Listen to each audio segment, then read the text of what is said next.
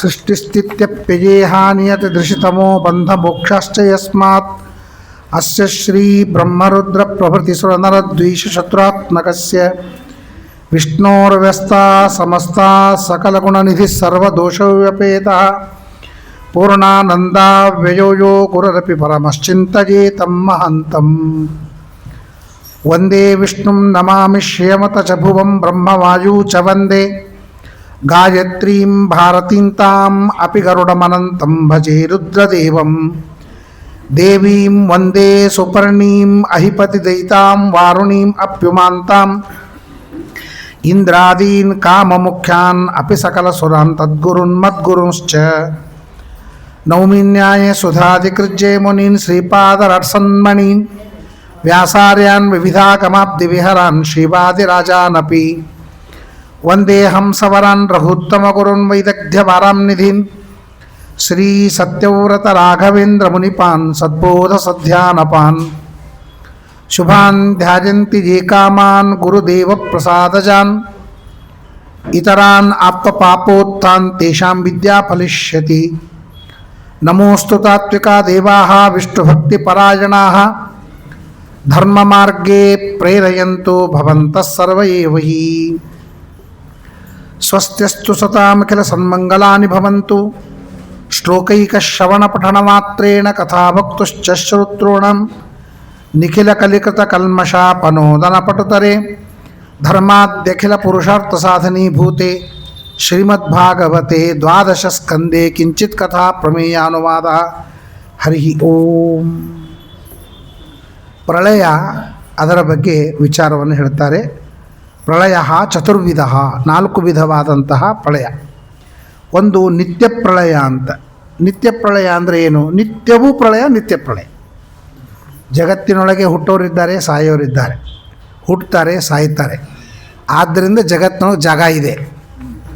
ಯಾರು ಹುಟ್ಟಿದವರೆಲ್ಲ ಸಾಯಲಿಲ್ಲ ಅಂತಂದರೆ ಇರೋದು ಎಲ್ಲಿ ಅಂತನೋ ಪ್ರಶ್ನೆ. ಹೀಗೇ ನೀರು ಕುಡಿಲಿಕ್ಕಿಲ್ಲ, ಹೀಗೇ ದವಸಾಧಾನ್ಯ ಇಲ್ಲ ಅಂಥದ್ದು. ನಾನು ಬಾಂಬೆನಲ್ಲಿ ಏರ್ಪೋರ್ಟಿಗೆ ಹೋಗ್ತಾ ಇರುವಾಗ ಒಬ್ಬರು ರಿಕ್ಷಾದಾಗ ಪ್ರಶ್ನೆ ಮಾಡ್ದ, ಮಾಂಸ ತಿನ್ನೋದು ಸರಿನಾ ತಪ್ಪ ಅಂತ ಕೇಳ್ದ. ಅವ ಏನು ಇಟ್ಕೊಂಡಿದ್ದಾನೆ, ಮಾಂಸ ತಿನ್ನಬಾರ್ದು ಅಂತ ನಾ ಹೇಳ್ತೀನಿ ಅಂತ. ಮಾಂಸ ತಿನ್ನೋದು ಒಳ್ಳೆಯದು ಅಂತ ಹೇಳಿಬಿಟ್ಟೆ. ಅವಾಗ ಗಾಬರಿ ಆಗ್ಬಿಟ್ಟ. ನೀವು ಹಿಂಗೆ ಹೇಳ್ತೀರಿ, ಮತ್ತು ಇಷ್ಟೆಲ್ಲ ನೀವು ಧಾರ್ಮಿಕ ಇದ್ದಿರಲಿಲ್ಲ ಅಂತದ. ನಾನು ಹೇಳಿದೆ, ಮಾಂಸ ತಿನ್ನೋರಿದ್ದಾರೆ ಅಂತ ಅನ್ನೋದಕ್ಕೆ ನಮಗೆ ಅಕ್ಕಿ ಬೇಳೆ ಸಿಗ್ಲಿಕ್ಕತ್ತಿಲ್ಲ. ಇನ್ನೇನಾದರೂ ಮಾಂಸ ತಿನ್ನೋರು ಅಕ್ಕಿ ಬೇಳೆ ಶುರು ಮಾಡಿದರು ಅಂತಂದ್ರೆ ನಮ್ಮದು ಒಂದು ತಿಂಗಳಿಗೆ 29 ಏಕಾದಶಿ ಆಗ್ತವೆ, ಒಂದೇ ದ್ವಾದಶಿ ಆಗ್ತದೆ. ಆದ್ದರಿಂದ ಅದೆಲ್ಲ ಇದೆ. ಅಂದ್ರೆ ದವಸ ಧಾನ್ಯ ಮಾಂಸ ಗಿಸ ತಿನ್ನೋದಿದೆ. ಅಂದರೆ ಈ ಧರ್ಮವ್ಯಾಧ ಅಂತಿದ್ದಾನೆ ಮಹಾಭಾರತದೊಳಗೆ. ಧರ್ಮವ್ಯಾಧ ಭಾಳ ಉಪದೇಶ ಮಾಡ್ತಾನೆ. ಮಾಡಿದ ಮೇಲೆ ಅವನು ಹೇಳ್ತಾನೆ, ಇಷ್ಟೆಲ್ಲ ಉಪದೇಶ ಮಾಡ್ತೀಯಲ್ಲ, ನೀ ಮಾಂಸ ಯಾಕೆ ಮಾರಾಟ ಮಾಡ್ತೀನಿ? ಮಾಂಸ ಯಾಕೆ ಮಾರಾಟ ಮಾಡ್ತೀನಿ ನೀನು? ತಪ್ಪಲ್ವಾ? ತಪ್ಪಲ್ಲ ಅಂದವನು. ಯಾಕೆ ಅಂತಂದ, ಹೋದ ಜನ್ಮದೊಳಗೆ ಪಾಪ ಮಾಡೀವಿ, ಅದ್ರ ಫಲ ಉಣಬೇಕಾಗ್ತದೆ. ಹೋದ ಜನ್ಮದಾಗ ಏನು ಪಾಪ ಮಾಡೀವಿ? ಪುರೋಹಿತ ಆಗಿದ್ದು ಅಂತ ಹೇಳ್ಬಿಡ್ತಾನೆ. ಹೋದ ಜನ್ಮದೊಳಗೆ ನಾನು ಪೌರೋಹಿತ್ಯ ಮಾಡಿಸ್ತಾ ಇದ್ದೆ, ಅದರ ಪಾಪದಿಂದಾಗಿ ನಾನು ಮಾಂಸ ಮಾರಾಟ ಮಾಡ್ತಾಯಿದ್ದೀನಿ, ಮಾಂಸ ತಿಂತಾ ಇಲ್ಲ ಅಂತ ಹೇಳ್ದ. ಆದ್ದರಿಂದ ಅವನು ಒಂದು ಮಾತು ಹೇಳ್ದ, ಜೀವವನ್ನು ಹತ್ಯೆ ಮಾಡಿ ನೀವು ಆಹಾರ ಮಾಡ್ತೀರ, ನೀವು ಮಾಡ್ತೀರಿ. ಮತ್ತು ಅಕ್ಕಿ ಬೇಳೆ ಏನಿದೆ, ಆ ಗಿಡವನ್ನು ಕಟ್ ಮಾಡ್ತೀವ ಇಲ್ಲೋ? ಗಿಡಕ್ಕೆ ಜೀವದನ ಇಲ್ಲೋ? ಹೌದಲ್ಲ? ಯಾರು ಹೇಳಿದ್ರು ಗಿಡಕ್ಕೆ ಜೀವದ ಅಂತ? ವೇದ ಹೇಳ್ತು. ಗಿಡಕ್ಕೆ ಜೀವದ ಅಂತ ವೇದ ಹೇಳ್ತು. ಗಿಡಕ್ಕೆ ಜೀವದ ಅಂತ ವೇದವ್ಯಾಸ ದೇವರು ಹೇಳಿದರು.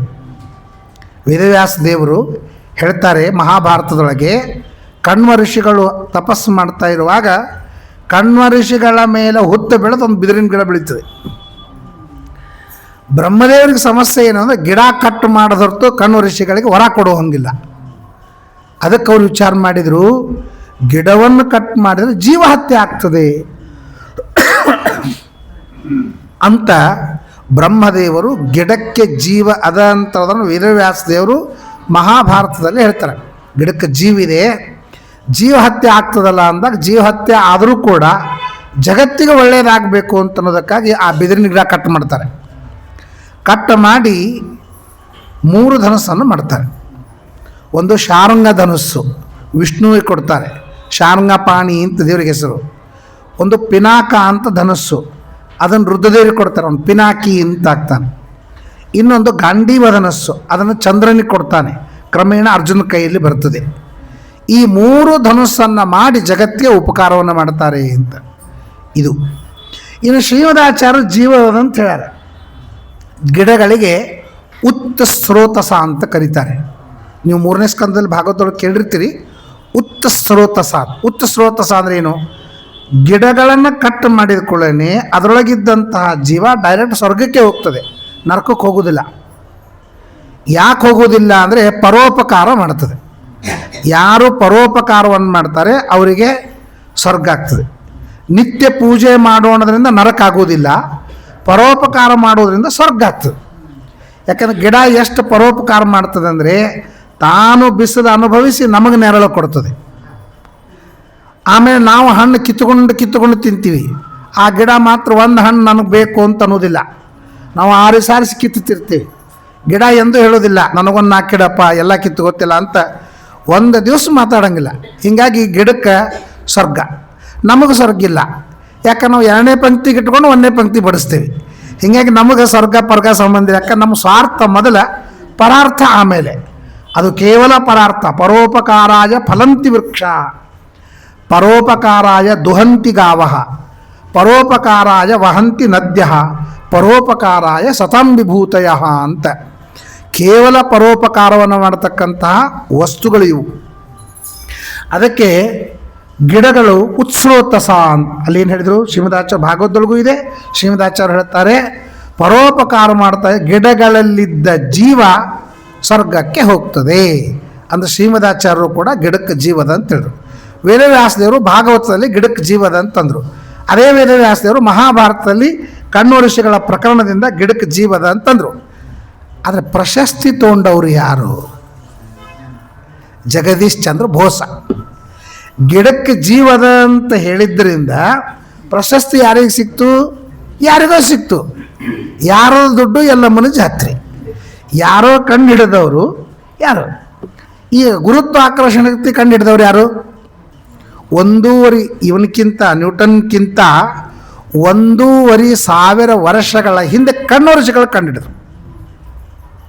ವಿಷಯ ಅಕ್ಷಪಾದರು ಕಂಡುಹಿಡಿದ್ರು, ಗೌತಮರು ಕಂಡುಹಿಡಿದ್ರು. ಆದ್ಯ ಪತನ ಅಸಮವಾಯ ಕಾರಣಂ ಗುರುತ್ವಂ. ಗುರುತ್ವದ ಲಕ್ಷಣ ಹೇಳ್ತಾರೆ. ಆದ್ಯ ಪತನ ಅಸಮವಾಯ ಕಾರಣಂ ಗುರುತ್ವಂ. ಹಣ್ಣು ಅಲ್ಲಿ ವಜ್ಜಾತನ ಅಂದರೆ ಗುರುತ್ವ ಜಾಸ್ತಿ ಆದಾಗ ಅದು ಕೆಳಗಡೆಗೆ ಬೀಳುತ್ತದೆ. ಅಂದ್ರೆ ಗೌತಮ ಋಷಿಗಳು ಗಿಡದ ಕೆಳಗೆ ಕೂತಾಗ ಯಾವಾಗ ಹಣ್ಣು ಕೆಳಗೆ ಬಿತ್ತೋ ಆಗ ಹಣ್ಣಿನಲ್ಲಿ ಗುರುತ್ವ ಇದೆ, ಅದನ್ನು ಆಕರ್ಷಣೆ ಮಾಡುವ ಶಕ್ತಿ ಇದಕ್ಕಿದೆ ಅಂತ ಕಂಡು ಹಿಡಿದವರು ಯಾರು? ಗೌತಮ ಋಷಿಗಳು. ನಿಮ್ಮ ಸಿಲೆಬಸ್ದೊಳಗೆ ಯಾರ ಹೆಸರು ಬರ್ತದೆ? ಯಾರು ಬರ್ತದೆ? ನ್ಯೂಟನ್ ಅಂತ ಬರ್ತದೆ. ಅವನಿಗೇನೆ ಟನ್ಗಟ್ಟಲೆ ಪ್ರಶಸ್ತಿ ಬಂದದ್ದು ನ್ಯೂಟನ್ ಅಂತ ಅದ. ಪ್ರಶಸ್ತಿ ಬಂದದ್ದು ಯಾರಿಗೆ? ಅವರಿಗೆ 160 ಹೆಚ್ಚು ಕಡಿಮೆ ಕಿಲೋಮೀಟರ್ ತನಕನೂ ಭೂಮಿಯಿಂದ ಗುರುತ್ವಾಕರ್ಷಣ ಶಕ್ತಿ ಇದೆ ಅಂತ ಆರ್ಯಭಟ ಕಂಡಿಡ್ದ. ಭೂಮಿಯಿಂದ ಗುರುತ್ವಾಕರ್ಷಣ ಶಕ್ತಿ ಎಷ್ಟು ತನಕ ಇರ್ತದೆ ಅಂತ ಇವತ್ತಿನ ವಿಜ್ಞಾನಕ್ಕೂ ಅವನು ಹೇಳತಕ್ಕಂಥದ್ದು 1 ಕಿಲೋಮೀಟರ್ ಮಾತ್ರ ವ್ಯತ್ಯಾಸವಿದೆ. ಇವರು ಮೈಕ್ರೋಸ್ಕೋಪ್ ಹಿಡ್ಕೊಂಡು ಹೇಳ್ತಾರೆ, ಟೆಲಿಸ್ಕೋಪ್ ಇಟ್ಕೊಂಡು ಹೇಳ್ತಾರೆ. ಅವನು ತನ್ನ ಯೋಗ ಶಕ್ತಿಯಿಂದ ಹೇಳ್ತಾನೆ.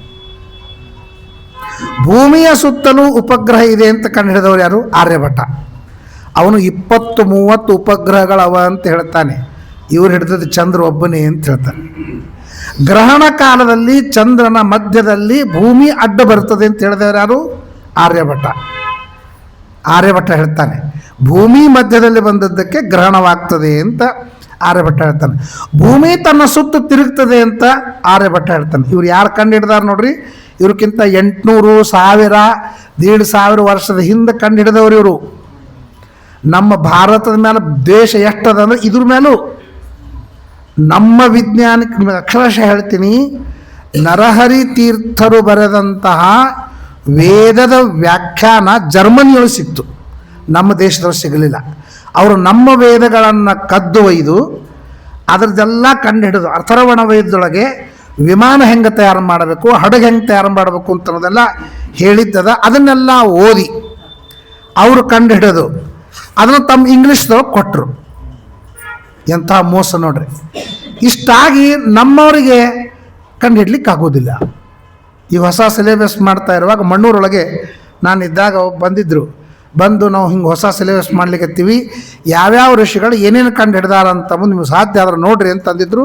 ನಾ ಎಲ್ಲ ತೆಗೆದಿಟ್ಟಿದ್ದೆ, ಇನ್ನೂ ಬಂದಿಲ್ಲ ಅವರು.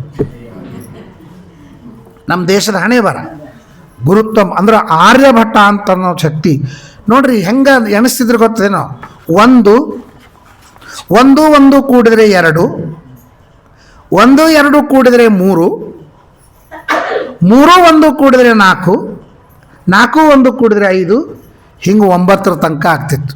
ಮೊದಲ ಎಣಿಸೋದು ಗಣಿತ ಹಿಂಗೆ ಮಾಡ್ತಿದ್ರು. ಆರ್ಯಭಟ್ಟ ಏನು ಮಾಡ್ದ, 0 ಕಂಡಿಡ್ದ. ಆ 0 ಅಂತ ಅನ್ನೋದು 10 ದಶಕ 10 ನೋಡಿ, 1 ಮುಂದೆ 0 ಕೊಟ್ರೆ 10 1 ಅಂತ ಅರ್ಥ.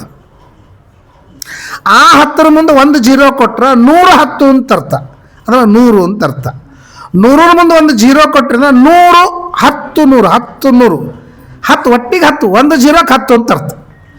ಯಾವುದರ ಮುಂದೆ 0 ಕೊಡ್ತೀರಿ ಅದು 10, 2 ಮುಂದೆ 0 ಕೊಟ್ರೆ 2 10 20 ಅಂತ ಆಗ್ತದೆ. 3 ಮುಂದೆ 0 ಕೊಡ್ರಿ 30 ಆಗ್ತದೆ.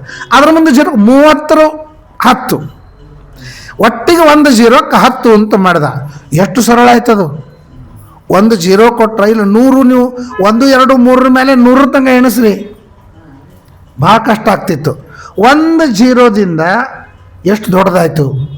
ಅದಕ್ಕೆ ಅವನು ಹೇಳ್ತಾನೆ, 0ಕ್ಕೆ ಎಷ್ಟು ಮಹತ್ವದ ಅಷ್ಟು 0ಕ್ಕೆ ಏನೂ ಮಹತ್ವ ಇಲ್ಲ. ನೀವು 0 0 0 0 1 ಅಂತ ಹಾಕ್ರಿ, ಒಂದೇ ಆಗ್ತದೆ. 1 ಮುಂದೆ 0 0 0 ಅಂತ ಹಾಕ್ರಿ, 1000 ಆಗ್ತದೆ.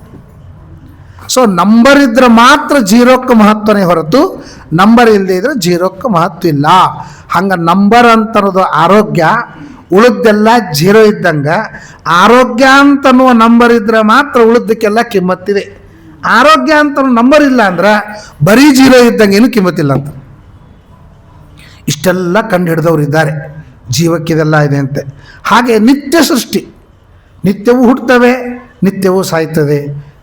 ಜನನ ಮರಣ ಅಂತನ್ನೋದು ಇದ್ದೇ ಇದೆ. ಶಂಕರಾಚಾರ್ಯ ಹೇಳ್ತಾರಲ್ಲ, ಪ್ರತಿಯೊಂದು ಅಂಗಂ ಗಲಿತಂ ಫಲಿತಂ ಮುಂಡಂ ದಶನ ವಿಹೀನಂ ರುದ್ಧೋ ಯಾತಿ ಗೃಹೀತ್ವಾದಂಡಂ ತದಪದ ಮುಂಚತೆ ಆಶಾಪಿಂಡಂ ಅಂತೇಳಿ ಎಷ್ಟು ಹೇಳ್ತಾರೆ. ಅದು ಸಾಯುವುದು ಬದುಕುದು, ಸಾಯುವುದು ಬದುಕುದು ಅಂತ ವೃದ್ಧ. ನಾವು ಮಕ್ಕಳಾಗ್ತೀವಿ, ಮಗ ಆಗ್ತೇವಿ, ಅಪ್ಪ ಆಗ್ತೇವಿ, ಅಜ್ಜ ಆಗ್ತೇವಿ, ಮುತ್ತಜ್ಜ ಆಗ್ತೇವಿ, ಶವ ಆಗ್ತೀವಿ. ಬೇಕಾದಷ್ಟು ನಾಮಕರಣ ಮಾಡ್ರಿ, ಕೊನೆಗೆ ಒಂದೇ ನಾಮಕರಣ ಎಲ್ಲರಿಗೂ, ಶವ. ಒಂದೇ ಹೆಸರು ಶವ. ಶವ ಅಂದ್ರೆ ಏನು ಗೊತ್ತಾ, ಸುಖ ಅಂತ ಅರ್ಥ. ಶವ ಅಂತ ಸುಖ ಅಂತ ಅರ್ಥ. ಅವನಿಗೆ ಯಾವಾಗ ಸುಖ ಆಗ್ತದೆ, ಸತ್ತ. ಸುಖವಾಗಿ ಮಲಗಿರ್ತಾರೆ. ಅಳವಳಲ್ರಿ ಬಡಕ ಪೇಟ ಪಕರಕ್ಕೆ ಮಾತಾ ರೋಗೈ ಬಾಹ ಕಟಕೆ ಬಾಯಿ ಅವರ ಲಪಟ ಜಪಟಕ್ಕೆ ತಿರಿಯ ರೋಗೈ ಹಂಸ ಅಕೇಲ ಜಾಯೆ ಅಂತ ಕಬೀರದಾಸರು ಹೇಳ್ತಾರೆ. ಏನು ಎದಿ ಬಡ್ಕೊಂಡು ಅಳ್ತಾರೇನು. ಟಿ ವಿ ನೋಡಿ ಅಳೋರಿದ್ದಾರ. ಇನ್ನು ಮೇಲೆ ಈ ಟಿ ವಿ ಯಾರು ನೋಡೋರು ಇದ್ದಾರೆ. ನೀ ಹೋದ್ಮೇಲೆ ಲೂನಾ ನೋಡ್ಕೊ. ಇಲ್ಲ ಲೂನಾ ಇವ್ರೇನು ಹೊಡೆಯಂಗಿಲ್ಲ, ಅವ ಅಪ್ಪ ಹೊಡಿತಿರ್ತಾನ. ಲೂನಾಗ ಬೈತಿರ್ತಾರ. ಇನ್ನು ಮೇಲೆ ನೀ ಅನಾಥ ಆಗ್ಬಿಟ್ಟ. ನಾವು ಅನಾಥ ಅಲ್ಲ, ಲೂನಾ ಅನಾಥ ಆಯ್ತು. ಎಷ್ಟು ವಿಚಿತ್ರ. ಏನೇನೋ ಪೇಟ ಪಕಡಕ್ಕೆ ಮಾತಾರೋಗೈ, ಬಾಹ ಪಕಡಕ್ಕೆ ಬಾಯಿ ಅವರ ಲಪಟ ಜಪಟಕ್ಕೆ ತಿರಿಯ ರೋಗೈ ಹಂಸ ಕೇಲ ಜಾಯೆ ಅಂತ ಹೋಗ್ಬಿಡ್ತದಿಲ್ಲ. ಅವ್ರು ಹೋಗ್ತಾರಂತೇಳಿ ನೋಡಿ, ಉದ್ದ ಪಾಳಿ ಇದ್ದಾಗ ಒಬ್ಬೊಬ್ಬರು ಲೈನ್ದೊಳಗೆ ಖಾಲಿ ಆಗ್ತಾರಂತ ಅನ್ನೋದಕ್ಕೆ ಈ ಲೈನ್ ನಡೀತಾ ಇರ್ತದೆ. ಅಲ್ಲಿ ಕಿಟಕಿ ಹತ್ರ ಒಬ್ಬತ್ತ ನಿಂತ ಅಂದ್ರೆ ಸ್ಟ್ರಕ್ ಆಗಿಬಿಡ್ತದೆ. ಹಂಗೆ ಅಜ್ಜ ಸಾಯಬೇಕು, ಅಪ್ಪ ಅಜ್ಜ ಆಗಬೇಕು, ಮಗ ಅಪ್ಪ ಆಗಬೇಕು, ಇಲ್ಲದೆ ಇದ್ದ ಮಗು ಹುಟ್ಟಬೇಕು. ಇದೇನಂದ್ರೆ ಜನನ ಮರಣ ಅಂತ ಅನ್ನೋದೇನದ ಈ ಸರ್ಕಲ್ ನಿರಂತರವಾಗಿ ನಡೀತಿರ್ತದೆ. ಇದಕ್ಕೆ ನಿತ್ಯ ಪ್ರಳಯ ಅಂತ ಕರೀತಾರೆ. ಪ್ರಾಣಿನಾಂ ಜನ್ಮಲಯ, ಹುಟ್ಟೋದು ಸಾಯೋದು ಅಂತ ಎಲ್ಲರಿಗೂ ಗೊತ್ತದ. ನಾವು ಸಾಯ್ತೀವಿ ಅಂತ ಗೊತ್ತದ, ಆದರೂ ನಾವಿಲ್ಲ, ಅವರು ಸಾಯ್ತಾರೆ, ನಾವೇನು ಸಾಯಂಗಿಲ್ಲ, ಹಂಗೆ ದೀರ್ಘವಾಗಿಯೇ ಇರ್ತೀವಿ ಅಂತ ಭ್ರಮಾನು ಅದು. ದೇವರು ನಮಗೆ ಎಲ್ಲ ಡೇಟ್ ಫಿಕ್ಸ್ ಮಾಡ್ಯಾನ. ಬಾಲ್ಯ ಯಾವಾಗ ಬರ್ತದೆ ನಮಗೆ ಗೊತ್ತದ, ತಾರುಣ್ಯ ಯಾವಾಗ ಬರ್ತದೆ ನಮಗೆ ಗೊತ್ತದ, ವೃದ್ಧಾಪ್ಯ ಯಾವಾಗ ಬರ್ತದ ಅಂತ ಅನ್ನೋದು ಗೊತ್ತದ. ಒಂದೇ ಒಂದು ಗೊತ್ತಿಲ್ಲ, ಎಕ್ಸ್ಪೈರಿ ಡೇಟ್. ಎಲ್ಲ ಏನು ಗೊತ್ತಿಲ್ಲ. ನೀವು ಔಷಧ ಅಂಗಡಿಯೊಳಗೆ ಹೋರಿ, ಎರಡೂ ಇರ್ತಾವೆ. ಮೊದಲು ಅದನ್ನೇ ನೋಡೋದಿರ್ತದೆ, ಇದು ಎಂದು ಎಕ್ಸ್ಪೈರ್ ಆಗ್ತದೆ ಅಂತ ನೋಡೋದಿರ್ತದಲ್ಲ. ಹಂಗೆ ಇದ್ರ ಮೇಲೆ ಎರಡೂ ಬರದಾನ ದೇವರು. ನೀನು ಹುಟ್ಟುವುದು ಸಾಯುವುದು ಎರಡು ಪರ್ಫೆಕ್ಟ್ ಬರ್ದಾನ. ಆದ್ರೆ ನಮಗೆ ಗೊತ್ತಿಲ್ಲ. ಯಾಕೆ ಗೊತ್ತಿಲ್ಲ ಅಂದ್ರೆ ದೇವ್ರು ನಮ್ಮನ್ನು ಆನಂದ ಇಡಬೇಕು ಅಂತ ಮಾಡ್ಯಾನ. ಸುಮ್ಮನೆ ಕಲ್ಪನಾ ಮಾಡಿರಿ, ನಮಗೆಲ್ಲರಿಗೂ ಯಾವಾಗ ಸಾಯ್ತೀವಿ ಎಲ್ಲ ಸಾಯ್ತೀವಿ ಅಂತ ಗೊತ್ತಿದ್ರೆ ಯಾರ್ದು ನಗು ಮುಖ ನೋಡ್ಲಿಕ್ಕೆ ಆಗ್ತದೆ ಹೇಳ್ರಿ ನೋಡೋಣಂತ. ಕೂತಾಗೂ ಅದೇ ಡೇ ಟು ಟೈಮು, ಎದ್ದಾಗೂ ಅದೇ ಡೇ ಟು ಟೈಮ್ ಕಣ್ಮುಂದೆ ಬರ್ತಿತ್ತು ಅಂತಂದ್ರೆ ಮನುಷ್ಯ ಸಂತೋಷವಾಗಿರ್ಲಿಕ್ಕೆ ಸಾಧ್ಯದೇನು? ದೇವ್ರು ನಮಗೆ ಮರಣದ ಡೇಟವನ್ನು ಕೊಟ್ಟಿಲ್ಲ. ಪರೀಕ್ಷಿತ್ ರಾಜ 7 ದಿನಕ್ಕೆ ಸತ್ತ. ನಾವು 7 ದಿನಕ್ಕೆ ಸಾಯ್ತೀವಿ. ಸೋಮವಾರ, ಮಂಗಳವಾರ, ಬುಧವಾರ, ಗುರುವಾರ, ಶುಕ್ರವಾರ, ಶನಿವಾರ, 7 ಬಿಟ್ಟು 8ನೇ ದಿವಸ ಅಂತೂ ಇಲ್ಲೇ ಇಲ್ಲ. ನಾವು 7 ದಿವಸಕ್ಕೆ ಸಾಯ್ತೀವಿ, ಅವನು 7 ದಿವಸಕ್ಕೆ ಸಾಯ್ತಾನ. ಅವ 7ನೇ ದಿವಸ ಸಾಯ್ತೀವಿ ಅಂತ ಗ್ಯಾರಂಟಿ ಆಯಿತು. ನಮ್ದು 7 ದಿವಸಕ್ಕೆ ಸಾಯ್ತೀವಿ ಅಂತ ಗ್ಯಾರಂಟಿ ಅದ. ಅದು ಯಾವ 7 ದಿವಸ ಅಂತ ನಮಗೆ ಗೊತ್ತಿಲ್ಲ. ಪರೀಕ್ಷಿತನಿಗೂ ನಮಗೂ ಇದು ವ್ಯತ್ಯಾಸ. ಅವನಿಗೆ 7ನೇ ದಿವಸ ಇತಃ ಲಂಘಿತ ಮರ್ಯಾಹಂ ಅಂತ ಹೇಳಿ ಅವನಿಗೆ ಡೇಟ್ ಫಿಕ್ಸ್ ಮಾಡಿದರು. ನಮ್ಮದು ಡೇಟ್ ಫಿಕ್ಸ್ ಇಲ್ಲ, ಅದು ವಾರ ಫಿಕ್ಸ್ ಅದ. ಯಾವುದೋ ಒಂದು ಸೋಮವಾರ, ಮಂಗಳವಾರ, ಬುಧವಾರ ಯಾವಾಗೋ ಸಾಯ್ತೀವಿ ಅಂತ ಅನ್ನೋದು ಇದ್ದಿದೆ. ಅಂತೂ ಇಂತೂ ಇವತ್ತಿಲ್ಲ ನಾಳೆ ಬಿಟ್ಟು ಹೋಗ್ಬೇಕು. ಕರ್ತೃಯ ಮನವರೆಳೆದು ವೈವಾಗ ಅರ್ಥ ಪುತ್ರರು ಕಾಯುವರೆ. ಗೋವರ್ಧನ ಗಿರಿಯ ನೆತ್ತಿದ ಗೋವಿಂದ ನಮ ರಕ್ಷಿಸೋ. ಗೋವಿಂದ ನಮೋ ಗೋವಿಂದ ನಮೋ ಗೋವಿಂದ ನಾರಾಯಣ. ಹೋಗಬೇಕು, ಅದು ಎಲ್ಲವನ್ನೂ ಬಿಟ್ಟು ಹೋಗಬೇಕು. 1, 2 ಅಂತಿಲ್ಲ, ಎಲ್ಲನೂ ಬಿಟ್ಟು ಹೋಗ್ಬೇಕು. ಅದೇ ಪ್ರಾಬ್ಲಮ್ಮು. ಸಾಯ್ಲಿಕ್ಕೆ ಯಾಕೆ ಒಲ್ಲಂತ ಮನುಷ್ಯ ಅಂದ್ರೆ ಎಷ್ಟು ಕಷ್ಟಪಟ್ಟು ಇಷ್ಟೆಲ್ಲ ಸಂಗ್ರಹ ಮಾಡಿನೆಲ್ಲ ಇದನ್ನು ಬಿಟ್ಟು ಹೋಗ್ಬೇಕಲ್ಲಪ್ಪ ಅಂತ ಅವನಿಗೆ ದುಃಖ. ಎರಡನೇದ್ದೇನು ಅಂದ್ರೆ ನಮ್ಮ ಮನ್ಯಾಗ ಯಾರೋ ಒಬ್ಬರು ಇರ್ತಾರೆ, ನಾ ಇದ್ದಿದ್ದಕ್ಕಿರ್ತಾರೆ. ನಾ ಹೋದ್ಮೇಲೆ ಪಾಪ ಅವ್ರಿಗೆ ಏನು ಗೊತ್ತಿ ಅಂತ ಇವ್ರು ಸಂಕಟ ಇರ್ತದೆ. ಎಲ್ಲರಿಗೂ ಇರ್ತದೆ. ನಾ ಇದ್ದಿದ್ದಕ್ಕೆ ಕರೆಕ್ಟ್ ನಡೆದದೆ, ನಾ ಹೋದ್ಮೇಲೆ ಇವ್ರದೆಲ್ಲ ಗತಿ ಏನು ಅಂತ ಇದೊಂದು ಭ್ರಮ. ನೋಡ್ರಿ, ನಾವು ಹೋದ್ಮೇಲೆ ಅವ್ರು ಭಿಕ್ಷಾ ಬೇಡ ಆದರೂ ಬದುಕ್ತಾರೆ.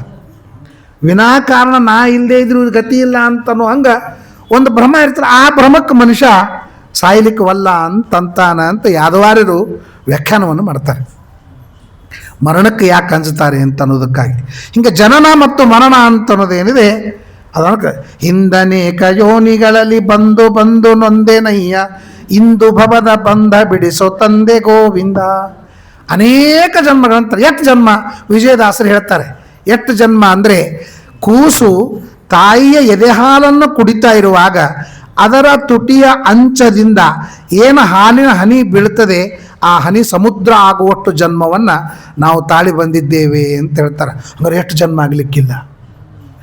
ನಾವು ಸತ್ತಂತಹ ಎಲುಬುಗಳನ್ನು ಸಂಗ್ರಹ ಮಾಡಿದರೆ ಎಷ್ಟೋ ಬೆಟ್ಟಗಳಾಗುವಷ್ಟು ಎಲುಬುಗಳು ಆಗಿ ಹೋಗಿವೆ.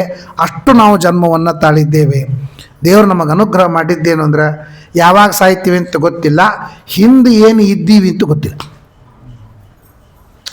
ಅಕಸ್ಮಾತ್ ಹಿಂದಿಂದ ನೆನಪಿತ್ತು ಅಂತಂದ್ರೆ, ನಾನು ನನ್ನ ಹೆಂಡತಿ ಪುರಾಣಕ್ಕೆ ಬಂದಾಗ ಹೋದ ಜನ್ಮದ ಹೆಂಡತಿ ನನ್ನ ಬಾಜು ಕೂತಿದ್ರೆ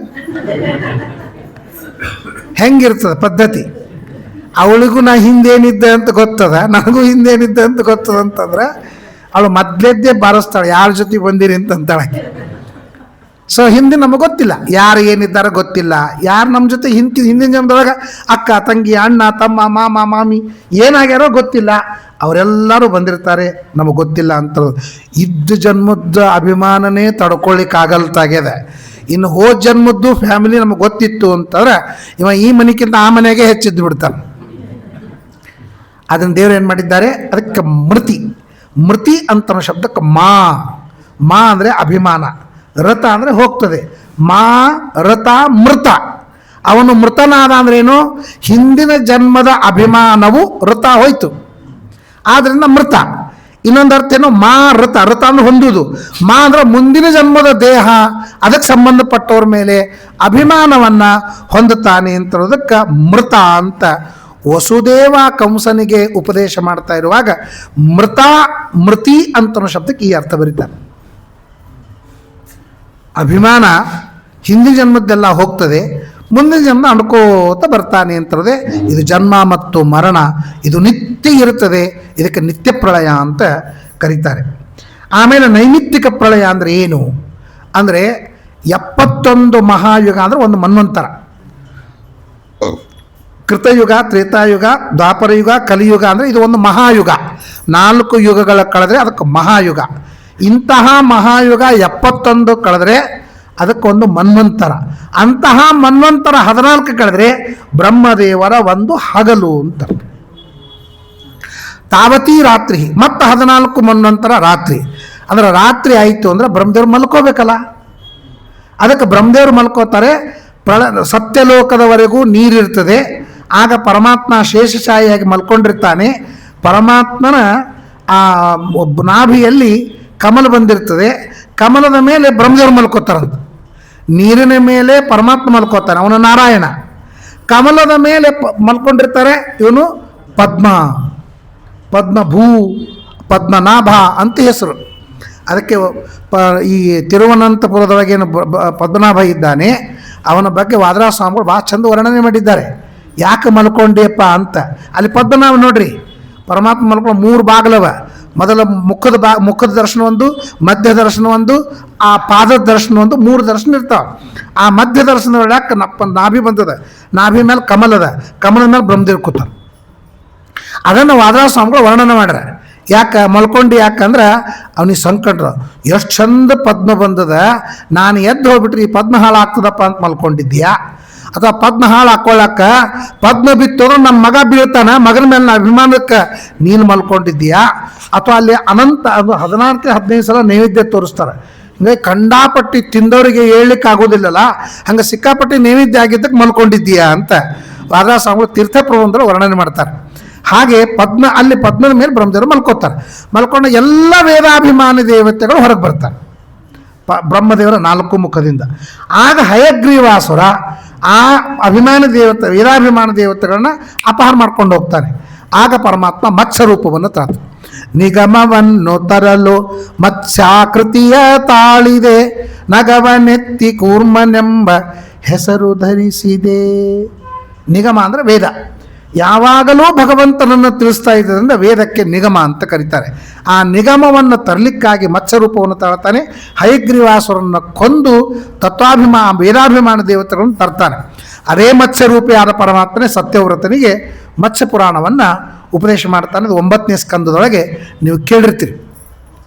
ಹೀಗೆ ಬ್ರಹ್ಮದೇವರೇನು ಮಲ್ಕೊಳ್ತಾರೆ, ಅದಕ್ಕೆ ನೈಮಿತ್ತಿಕ ಪ್ರಳಯ ಅಂತಂತಾರೆ.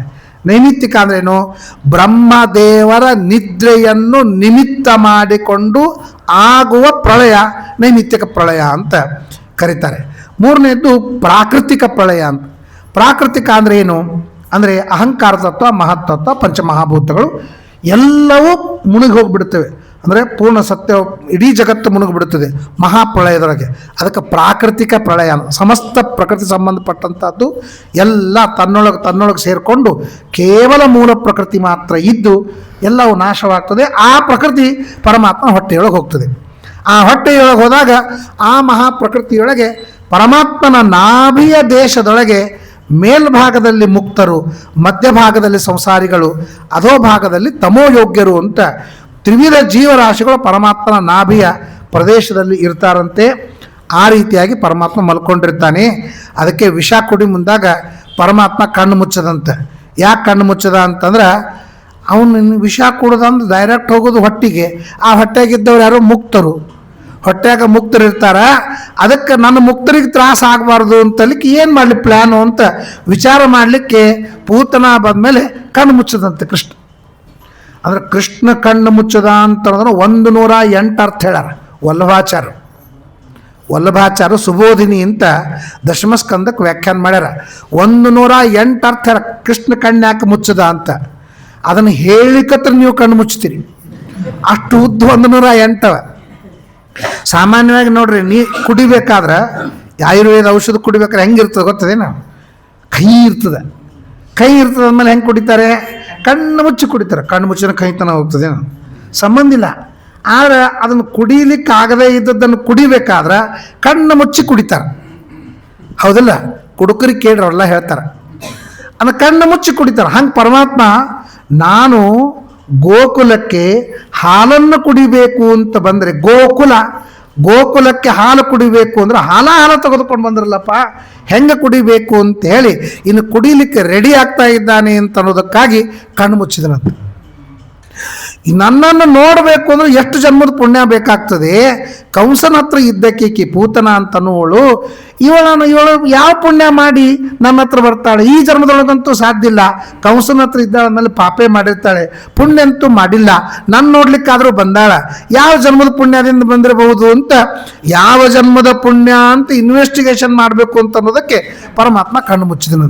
ಹಿಂಗೆ ಯಾಕೆ ಕಣ್ಣು ಮುಚ್ಚದ ಅಂತಲಿಕ್ಕೆ 108 ಅರ್ಥ ಹೇಳಿದ್ದಾರೆ.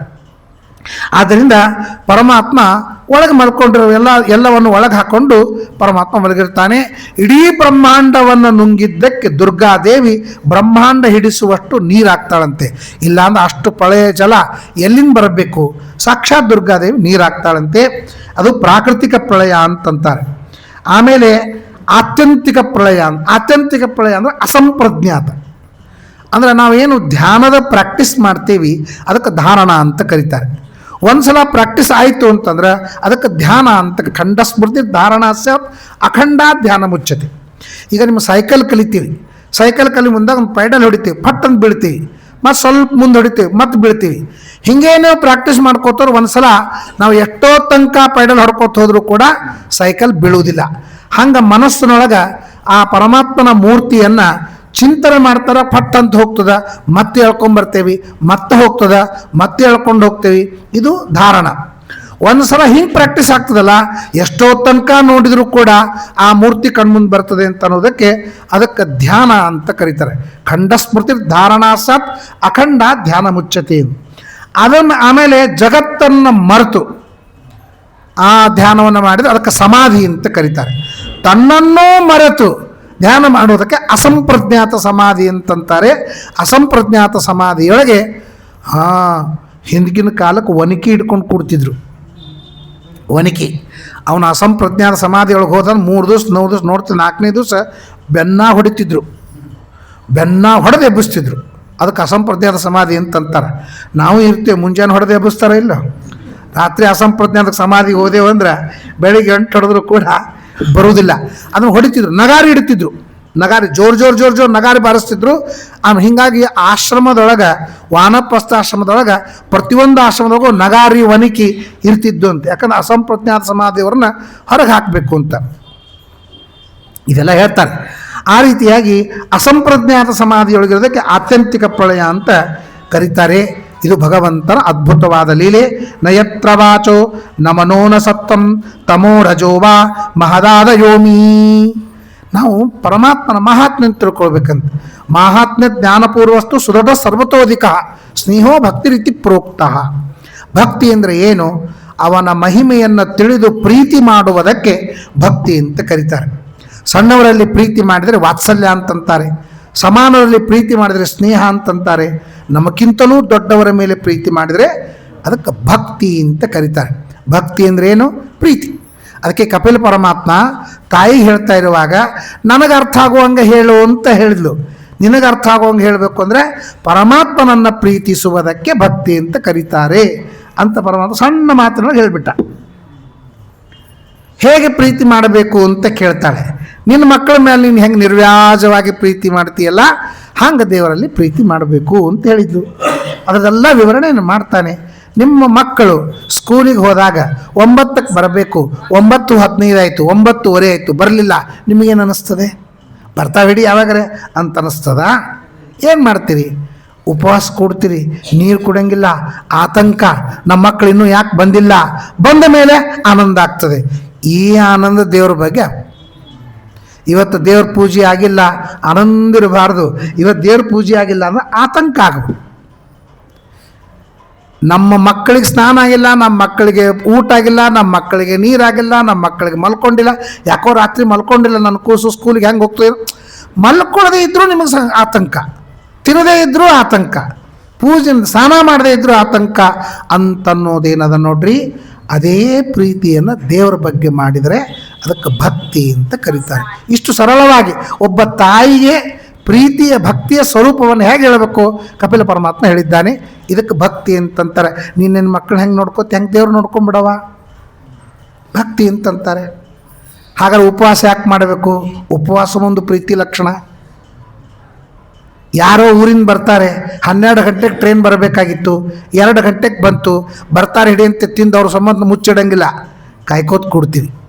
ಅವ್ರು ಬಂದ ಮೇಲೆ ಸ್ನಾನ ಮಾಡಿದ ಮೇಲೆ ಅವ್ರ ಜೊತೆಗೆ ಊಟ ಮಾಡ್ತೀವಿ. ಇದಕ್ಕೆ ಪ್ರೀತಿ ಅಂತ ಕರೀತಾರೆ. ಇಲ್ಲ ತಡ ಆದ್ರೆ ನಾವ್ರು ಏನು ಮಾಡ್ಲಿಕ್ಕೆ ಆಗ್ತದೆ ಅಂತೇಳಿ ತಿಂದು ಮೂಲ್ಯಾಗ ಮುಚ್ಚಿಟ್ಟು ಬಂದ ಕೂಡ ಸ್ನಾನ ಮಾಡಿದ ಮೇಲೆ ಅಲ್ಲಿ ಮೂಲ್ಯಾಗ ಇಟ್ಟಿನಿ ಬಡಿಸ್ಕೊಂಡು ಎಂಜಲವ ಮಾಡಿ ಹೇಳ್ರಿ ಅಂತಂದ್ರೆ ನಡೀತದ. ಇದಕ್ಕೆ ಪ್ರೀತಿ ಅಂತ ಕರೀತಾರೆ. ಉಪವಾಸನೂ ಒಂದು ಪ್ರೀತಿ. ನಾವು ದೇವರಿಗೆ ಉಪವಾಸ ಮಾಡ್ತೀವಿ ಅಂತಂದ್ರೆ ಹಂಗಾರೆ ಈಗ ಆಮರಣ ಉಪವಾಸ ಅಂತ ಪೆಂಡಲ್ ಹಾಕೊಂಡು ಕೂತಿರ್ತಾರೆ, ಗೊತ್ತದಿಲ್ಲ? ಏನೋ ಮಾಡ್ತಾರಲ್ಲ ಆಮರಣ ಉಪವಾಸ ಅಂತ ಬರೆದಿರ್ತಾರೆ. ಆಮರಣ ಉಪವಾಸ ಅಂದ್ರೆ ಏನು? 12 ಮಂದಿ ಅಲ್ಲಿ ಇರ್ತಾರ, ನಿಮಗೆ ಕಾಣಿಸೋದು 11 ಮಂದಿ ಕಾಣಿಸ್ತಿರ್ತಾರ, ಒಬ್ಬತ್ತು ಎದ್ದು ಹೋಗಿರ್ತಾರೆ ಹೋಟೆಲ್ಗೆ. ಇದು ಆಮರಣ ಉಪವಾಸ ಅಲ್ಲ. ಯಾಕಂದ್ರೆ ಉಪವಾಸನೂ ಒಂದು ಶಕ್ತಿ. ಗಾಂಧೀಜಿಯವರು ಉಪವಾಸದಿಂದಲೇ ಸ್ವಾತಂತ್ರ್ಯವನ್ನು ತಂದರು ಅಂತ ಕೇಳ್ತೀವಲ್ಲೋ, ಆ ರೀತಿಯಾಗಿ ಉಪವಾಸ ಅಂತಲೂ ಒಂದು ಶಕ್ತಿ. ಪರಮಾತ್ಮನಿಗೆ ನಾನು ಬೇಡಿಕೆಯನ್ನು ಇಟ್ಟಿದ್ದೇನೆ, ಆ ಬೇಡಿಕೆಯನ್ನು ನಾನು ಪೂರ್ಣ ಮಾಡಬೇಕು ಅಂತಲಿಕ್ಕೆ ನಾನು ಉಪವಾಸದ ಸತ್ಯಾಗ್ರಹವನ್ನು ಮಾಡ್ತೀನಿ ಅಂತಂದರೆ ಏಕಾದಶಿ ಉಪವಾಸ. ವ್ರತ ನಿಯಮಗಳ ಅರ್ಥ ನಾನು ಪ್ರಾಕ್ಟೀಸ್ ಮಾಡ್ಕೋತೀನಿ. ಹಿಂದಕ್ಕೆ ರಾಜರು ಇರ್ತಿದ್ರು. ರಾಜರಿಗೆ ಮಕ್ಕಳಿಗೆ ಪ್ರಾಕ್ಟೀಸ್ ಮಾಡಿಸ್ಬೇಕಾದ್ರೆ ಏನು ಮಾಡ್ತಿದ್ರು ಅಂದರೆ 15 ದಿವಸ ಅನ್ನ ನೀರ ಹಾಕಲಾರ್ದೇನೆ ಕೂಡಿಸಿ 15ನೇ ದಿವಸ ಅವನಿಗೆ ಯುದ್ಧಕ್ಕೆ ಪ್ರೇರಣೆ ಮಾಡ್ತಾರೆ. 4 ಮಂದಿನ ಬಿಟ್ಟು ಅವನ ಜೊತೆಗೆ ಯುದ್ಧ ಆಡ್ರಿ ಅಂತ ಅನ್ನಬೇಕು.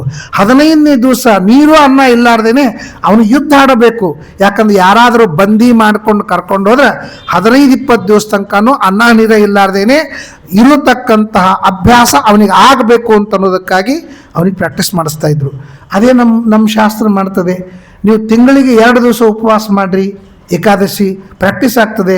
ಅನ್ನ ನೀರ ಬಿಟ್ಟು 1 ತಿಂಗಳಿಗೆ 5 ಉಪವಾಸ ಮಾಡಿ, ವಿಷ್ಣು ಪಂಚಕ ಅದನ್ನು ಪ್ರಾಕ್ಟೀಸ್ ಮಾಡಿದ್ರೆ ತಿಂಗಳಿಗೆ 5 ದಿವಸ ಉಪವಾಸ ಇರ್ಲಿಕ್ಕೆ ನಿಮಗೆ ಪ್ರಾಕ್ಟೀಸ್ ಆಯಿತು. ಹಂಗಾರೆ ಭೀಷ್ಮ ಪಂಚಕ ತಿಂಗಳಿಗೆ 1 ವರ್ಷಕ್ಕೆ ಕಂಟಿನ್ಯೂಸ್ ಆಗಿ ಕಾರ್ತಿಕ ಏಕಾದಶಿಯಿಂದ ಕಾರ್ತಿಕ ಹುಣ್ಣಿಮೆ ತನಕ ಉಪವಾಸ ಮಾಡಿ 5 ದಿವಸ ನಾನು ಅನ್ನ ನೀರ ಇಲ್ಲಾರ್ದೇನೆ ಇರ್ತೇನೆ ಅಂತ ಮಾಡಿ. ನಮ್ಮ ತಾಯಿ ಸತ್ಯಪ್ರಮೋದ ತೀರ್ಥರ ಪೂರ್ವಾಶ್ರಮದ ತಾಯಿ ಸೇವಾಕ್ ಅಂತೇಳಿ ಬೆಂಗಳೂರೊಳಗಿದ್ದರು. ನಾನು ವಿದ್ಯಾರ್ಥಿಯಾಗಿದ್ದೆ, ಮುಂಬೈಯಿಂದ ಬರ್ತಿದ್ದೆ.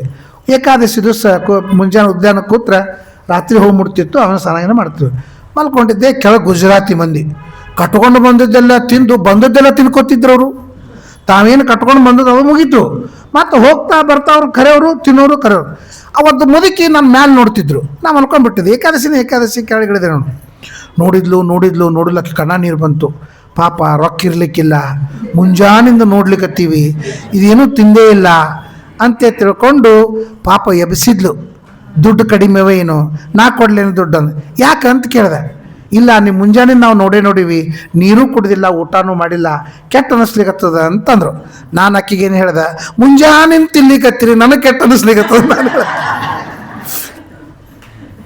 ಅವಳಿಗೆ ಹೇಳಿದೆ, ಹಮ್ತೋ ಪಾನಿ ತಕ್ ಬಿ ನೈ ಪೀತಿ ಅಂತ ಹೇಳಿದ್ರು. ಒಂದು ಸ್ವಲ್ಪ ನಾವು ನೀರು ಕುಡಿದಿಲ್ಲ, ಇವತ್ತು ಏಕಾದಶಿ ಅಂತ ಗಾಬರಿ ಬಿಟ್ಲಕ್ಕಿ. ಅಲ್ಲೆಲ್ಲ ಕಂಪಾರ್ಟ್ದಾಗ ಹೇಳೋದು, ಅಲ್ಲೇನು ಮ್ಯಾಮ್ ಮಲ್ಕೊಂಡಾರ ನೋಡ್ರಿ, ಒಂದು ಕಾಳು ನೀರು ಕುಡಿಯಂಗಿಲ್ಲ ಅಂತ ಇವತ್ತು. ಯಾಕಂದ್ರೆ ಅವ್ರಿಗೆ ತಿನ್ನೋದು ಅಂದ್ರೆ ಭಯಂಕರ. ಈ ಹಿಂದಿ ಸಿನಿಮಾ ಆಕ್ಟ್ರೆಸ್ಗಳಿಗೆಲ್ಲ ಆ್ಯಕ್ಟರ್ ಹೇಳ್ತಿದ್ಲು, ಅವ್ರಿಗೆ ಆ್ಯಕ್ಟಿಂಗ್ ಹೆಂಗೆ ಮಾಡಬೇಕು ಅಂತ ಹೇಳ್ಕೊಡ್ತಿಲ್ಲ. ಆಕೆ ಹೆಸರು ಗಾಂಧಿ. ಆಕೆ ಹೆಸರು ಗಾಂಧಿ ಅಂತಿತ್ತು. ಪೂಜಾ ಗಾಂಧಿ ಏನೋ ಇತ್ತು ಆಕೆ ಹೆಸರು. ಅಲ್ಲಲ್ಲ, ಪೂಜಾ ಗಾಂಧಿ. ಆಕೆ ಹೆಸರು ಏನೋ ಇತ್ತು, 1 ಮಿನಿಟ. ಗಾಂಧಿ ಅಂತ ಕರೆಕ್ಟ್. ಇಂಥ ಪರಿ ಯಾವಾಗಲೂ ಪ್ಲೇಟ್ ಕೈಯಾಗ ಒಂದು ಕುರ್ಚಿ. ನಾವು 10:00 ಹೋಗ್ಬೇಕು. ನಮ್ದು ಆ್ಯಕ್ಟಿಂಗ್ ಹೇಳ್ಕೊಡ್ತಿದ್ಲು. ಸಂಸ್ಕೃತ ವೇಣಿ ಸಂಹಾರ ನಾಟಕ ಇತ್ಯಾದಿ ಮಾಡ್ತಿದ್ದೆವು. ಹೇಳ್ಕೊಡ್ಬೇಕು. ಮುಂಜಾನೆ 10:00 ರಾತ್ರಿ 10:00 ತನಕನೂ ಅಲ್ಲಿಂದ ನಾ ಇಂದ್ರಿದ್ದ ಕಳ್ಳತನ ಕಣ್ಣು ಮಾಡ್ಕೊಂಡು ನಾನು ಬರಬೇಕು. ಕಾಡೇ ಕಾಡಿದ್ಲು. ತಾನೇ ಪ್ಲೇಟ್ ತರ್ಸಕ್ಕಿ ತಿನ್ನಕ್ಕಿ, ನೀರಿನ ಬಾಟ್ಲಿ ತರ್ಸಕ್ಕಿ ತಿನ್ನಕ್ಕಿ. ನಾವೇನಿಲ್ಲ, ಕಂಗಾಲಾಗಿ ನೋಡ್ಕೊಂಡು ಕೂಡ್ತಿದ್ದೇವೆ. ಆಕೆ ಹಿಂಗೆ ಬೈತಿದ್ದೆ. ಯಾಕಂದ್ರೆ ಆಕೆ ಹಿಂದಿ ಬರ್ತಿತ್ತು, ಕನ್ನಡ ಬರ್ತಿದ್ದಿಲ್ಲ. ಹಿಂಗೆ ಬೈತಿದ್ದೇವೆ ನಾವು. ತಿನ್ಕೋತೆ ಸಾಯ್ಬೇಕು ನೋಡಿಕ್ಕಿ ಅಂತಂತಿದ್ದೆವು. ಯಾಕಂದ್ರೆ ನಮಗೆ 10:00 ರಾತ್ರಿ ತನಕ ಕಾಡ್ತಿದ್ಲಕ್ಕಿ. ತಿನ್ನೋದು. ಅವರಿಗೆ ಉಪವಾಸ ಅಂತನ್ನೋದೇ ಗೊತ್ತಿಲ್ಲ. ಅವರು ಉಪವಾಸ ಅಂದ್ರೆ ಸಾಬುದಾಣಿ ಕಿಚಡಿ, ಶೇಂಗಾದ ಉಂಡಿ, ಇದು ಉಪವಾಸ ಅಂತವ್ರಿಗೆ. ಅಂದರೆ ಊಟಕ್ಕಿಂತ ಹೆಚ್ಚು ಖರ್ಚು. ಅದೆಲ್ಲ ಹಾಗಲ್ಲ. ನಾವು ಹೆಂಗೆ ಅಭ್ಯಾಸ ಮಾಡಬೇಕು ಅಂದರೆ ನಮ್ಮ ದೇಹವನ್ನು ಯಾವುದಕ್ಕೂ ಅಡ್ಜಸ್ಟ್ ಆಗೋ ಹಂಗೆ ಬದುಕಲಿಕ್ಕೆ ಕಲಿಸ್ತದೆ ಈ ಉಪವಾಸ, ವ್ರತ, ನಿಯಮ ಅಂತನ್ನೋದೆಲ್ಲ. ಅನೇಕ ಅರ್ಥದೊಳಗೆ ಆದರ್ಶಗಳು ಅವ ವ್ರತ ನಿಯಮ ಉಪವಾಸಕ್ಕೆ ಅಂತ ಅನ್ನೋದಕ್ಕಾಗಿ ಆ ರೀತಿಯಾಗಿ ಹೇಳ್ತಾರೆ. ನಯತ್ರ ವಾಚ, ಪರಮಾತ್ಮನಿಗೋಸ್ಕರವಾಗಿ ತಿಳ್ಕೊಳ್ಳಿ ಪ್ರಯತ್ನ ಮಾಡಿರಿ. ಯಾವನನ್ನ ಮಾತುಗಳು ಹೇಳಲಿಕ್ಕೆ ಹೊರಟು ಸೋತು ತಿರುಗಿ ಬರ್ತವೆ. ಯಥೋ ವಾಚೋ ನಿವರ್ತಂತೆ ಅಪ್ರಾಪ್ತ ಮನಸಾಸ ನಯತ್ರ ವಾಚೋ ನ ಮನಃ ನ ಸತ್ವಂ ತಮೋ ರಜೋ ವಾ ಮಹದಾದಯೋಮಿ ಅಂತ ಇದನ್ನೇ ವಾದಾಸ್ವಾಮಿಗಳು ತಿಳಿಯದೋ ನಿನ್ನಾಟ ತಿರುಪತಿಯ ವೆಂಕಟ ಅಂತ ಈ ಮಾತಿನ ಅರ್ಥವನ್ನೇ ಹೇಳ್ತಾರೆ. ನೀನು ಯಾವಾಗ ಹೆಂಗಿರ್ತಿ ಅಂತಂಬುದೇ ಗೊತ್ತಿಲ್ಲ. ಲಕ್ಷ್ಮೀದೇವಿಗೆ ಗೊತ್ತಿದ್ದಿದ್ದಿಲ್ಲ, ನರಸಿಂಹ ಅವತಾರ ಆಯಿತು, ಗುರುಕುಳಿಸ್ತಿದ್ದ, ದೇವತೆಗಳೆಲ್ಲ ಗಾಬರಿ ಆಗಿಬಿಟ್ರು. ಹಂಗಾರೆ ಇವನು ಶಾಂತ ಮಾಡೋದು ಹೆಂಗೆ ಅಂಥೇಳಿ ಪಾಪ ಲಕ್ಷ್ಮೀದೇವಿನ ಕರ್ಕೊಂಡು ಬಂದು ಹೇಳಿದರು, ನೋಡವ ನಿನ್ನ ಗಂಡು ಹಿಂಗೆ ಯಾಕೋ ಭಾಳ ಗುರುಗುರು ಮಾಡ್ಲಿಕ್ಕತ್ತಾನ, ನೀನೇ ಬಂದು ವ್ಯವಸ್ಥೆ ಮಾಡು ಅಂತ ಅದಕ್ಕೊಳ್ಳಿ. ಆಕಿ ಬಂದು ನೋಡಿದ್ಲು, ಮನುಷ್ಯನೂ ಅಲ್ಲ ಪ್ರಾಣಿನೂ ಅಲ್ಲ ಅಂತ ಅದು ನೋಡಿ ನನ್ನ ಗಂಡೇ ಅಲ್ಲ ಅಂತ ಹೇಳ್ಬಿಟ್ಲಕ್ಕಿ. ಅಂಥ ಅವತಾರ ಏನಪ್ಪ ನನ್ನ ತಿಳಿಸ್ತ ಸುಮ್ಮನೆ ಅವಳು ಲೀಲಾ ಮಾಡಿದ್ಲು. ಗೊತ್ತಿಲ್ಲದೆ ಇದ್ದಂತೆ ರೂಢಿ ಮಾಡಲಿ. ಪ್ರಹ್ಲಾದ ರಾಜನ ಕೀರ್ತಿ ತರಬೇಕು ಅಂತ ಅನ್ನೋದಕ್ಕಾಗಿ. ಹಾಗೆ ತಿಳಿಯದೋ ನಿನ್ನಾಟ, ಕಣ್ಣು ಮುಚ್ಚಿದೆ ಬೆನ್ನು ತೋರುವೆ, ಮಣ್ಣು ಕೆದರುವೆ ಚಿನ್ನಗೊಲಿದನೆ, ಸಣ್ಣವಾಮನೆ ಅಣ್ಣ ರಾಮನೆ ಪುಣ್ಯ ಪುರುಷನೆ ಬಣ್ಣ ಬಡಕನೆ, ಹೆಣ್ಣುಗಳ ವೃತ ಕೆಡಿಸಿ ತೇಜಿಯ ಬೆನ್ನ ನೀರಿದ ವ್ಯಾಸ ವಿಠಲ, ತಿಳಿಯದೋ ನಿನ್ನಾಟ ತಿರುಪತಿಯ ವೆಂಕಟ, ತಿಳಿಯದೋ ನಿನ್ನಾಟ ಅಂತ ಹೇಳ್ತಾರೆ. ಅದನ್ನೇ ಹೇಳ್ತಾರೆ ನಯತ್ರ ವಾಚ, ಯಾವ ಮಾತು ಯಾವ ಮನಸ್ಸು ತಿಳ್ಕೊಳ್ಳಿಕ್ಕೆ ಸಾಧ್ಯವಿಲ್ಲವೋ ಅಂತ ಲೀಲಾ ಅಂತ ಹೇಳಿ ಬಹಳ ಸುಂದರವಾಗಿ ವರ್ಣನೆ ಮಾಡ್ತಾರೆ. ಆಮೇಲೆ ಸಂಸಾರದ ವರ್ಣನೆಯನ್ನು ಮಾಡ್ತಾರೆ. ಸಂಸಾರ ಸಿಂಧುಮತಿ ದುಸ್ತರ ಮುಕ್ತಿ ತೀರ್ಷೋ ನಾಣ್ಯಪ್ಲವೋ ಭಗವತ ಪುರುಷೋತ್ತಮಸ್ಯ ಲೀಲಾ ಕಥಾ ರಸ ನಿಷೇವಣಮಂತರೇಣ ಪುಂಸೋ ಭವೇದ್ವಿಧ ದುಃಖದವಾರ್ತಿತಸ್ಯ. ಪ್ಲವ ಅಂದರೆ ನಾವು ಸಮುದ್ರವನ್ನು ನೋಡ್ತೇವೆ, ದೊಡ್ಡ ದೊಡ್ಡ ತೆರೆಗಳು ಬರ್ತಿರ್ತವೆ, ಆಚೆಗೆ ಹೋಗಬೇಕು ಅಂತ ವಿಚಾರ ಮಾಡಿದ ದಂಡಿನೇ ಕಾಣಿಸೋದಿಲ್ಲ. ಆ ತೆರೆಗಳನ್ನು ನೋಡಿ ಗಾಬರಿ ಆಗ್ತೀವಿ. ಅದಕ್ಕೆ ವಿಚಾರ ಮಾಡ್ತೀವಿ, ಈ ತೆರೆಗಳು ನಿಂತ ಮೇಲೆ ಹೋಗೋಣಂತ. ಯಾವಾಗ ತೆರೆ ನಿಂದಿರ್ತಾವ ಅವಾಗ ಹೋಗೋಣಂತ ಅಂತ ವಿಚಾರ ಮಾಡ್ತಾರೆ. ಎಂದು ತೆರೆ ಆರು ತೆರೆಯ ನೋಡಂಬಿಗ, ಅವು ಮೀರಿ ಬರುತ್ತಲಿವೆ ಅಂಬಿಗ, ಯಾರಿಂದಲಾಗದು ಅಂಬಿಗ, ಅದ ನಿವಾರಿಸಿ ದಾಟಿಸೋ ಅಂಬಿಗ. ಆರು ತೆರೆ ನೋಡೋ, ಗರ್ಭದಲ್ಲಿ ಇರೋದು, ಗರ್ಭದಲ್ಲಿ ಬೆಳೆಯೋದು, ಹುಟ್ಟೋದು, ಹುಟ್ಟಿದ ನಂತರ ಒಂದೊಂದೊಂದು ಪರಿಣಾಮ ಆಗೋದು, ಇದೆಲ್ಲ ಆರು ತೆರೆಗಳು. ಆರು ತೆರೆಯ ನೋಡಂಬಿಗ, ಅವು ಮೀರಿ ಬರುತ್ತಲಿವೆ ಅಂಬಿಗ. ಇದು ಭಾಗವತಕ್ಕೂ ಹೇಳಬಹುದು. ಆರು ಅಂದರೆ 6 ಪ್ರಶ್ನೆಗಳು. ಪ್ರಥಮ ಸ್ಕಂದದೊಳಗೆ 6 ಪ್ರಶ್ನೆಯನ್ನು ಮಾಡಿದ್ದಾರೆ. 6 ಪ್ರಶ್ನೆಗೆ ಉತ್ತರವೇ ಶ್ರೀಮದ್ ಭಾಗವತ. 6 ತೆರೆಯೇ, 6 ಪ್ರಶ್ನೆಗಳಿಗೆ ತೆರೆಯ ಉತ್ತರವನ್ನು ಕೊಟ್ಬಿಟ್ರೆ ನೋಡು ಅಂಬಿಗ. ಅಂದರೆ ವೇದವ್ಯಾಸದೇವರು, ಬೀಗ ಅಂದ್ರೆ ರಚನೆ, ಅಂಬಿಗ ಅಂದ್ರೆ ವೇದವ್ಯಾಸದೇವರ ರಚನೆ ಶ್ರೀಮದ್ ಭಾಗವತ ಅಂತ ಅರ್ಥ. ಅಂಬಿಗ ಅಂತನೋ ಶಬ್ದಕ್ಕೆ ಇನ್ನೊಂದು ಅರ್ಥ ಏನು ಅಂದರೆ ಅಮ್ಮನ ಬೀಗ ಅಂಬಿಗ ಅಂತ ಅರ್ಥ. ನಮ್ಮ ಮನ್ಯಾಗ 2 ಬೀಗರು, ಅಪ್ಪನ ಬೀಗ ಅಮ್ಮನ ಬೀಗ ಅಂತ. ಮನ್ಯಾಗ ಬಂದವರು ಒಣವಣ ಅವಲಕ್ಕಿ ತಿಂತಿದ್ರಿಂದ ಅವ್ರ ಅಪ್ಪನ ಬೀಗ. ಅದಕ್ಕೆಲ್ಲ ಸಂಸ್ಕಾರ ಮಾಡಿಕೊಂಡು ಕೊತ್ತಂಬರಿ ಕೊಬ್ಬರಿ ಗಿಬ್ಬರಿ ಹಾಕಿ ಚಮಿಸಿ ತಿಂತಿರ್ತಾರಲ್ಲ, ಹಂಗಾರೆ ಅವ್ರ ಅಮ್ಮನ ಬೀಗ ಅಂತ.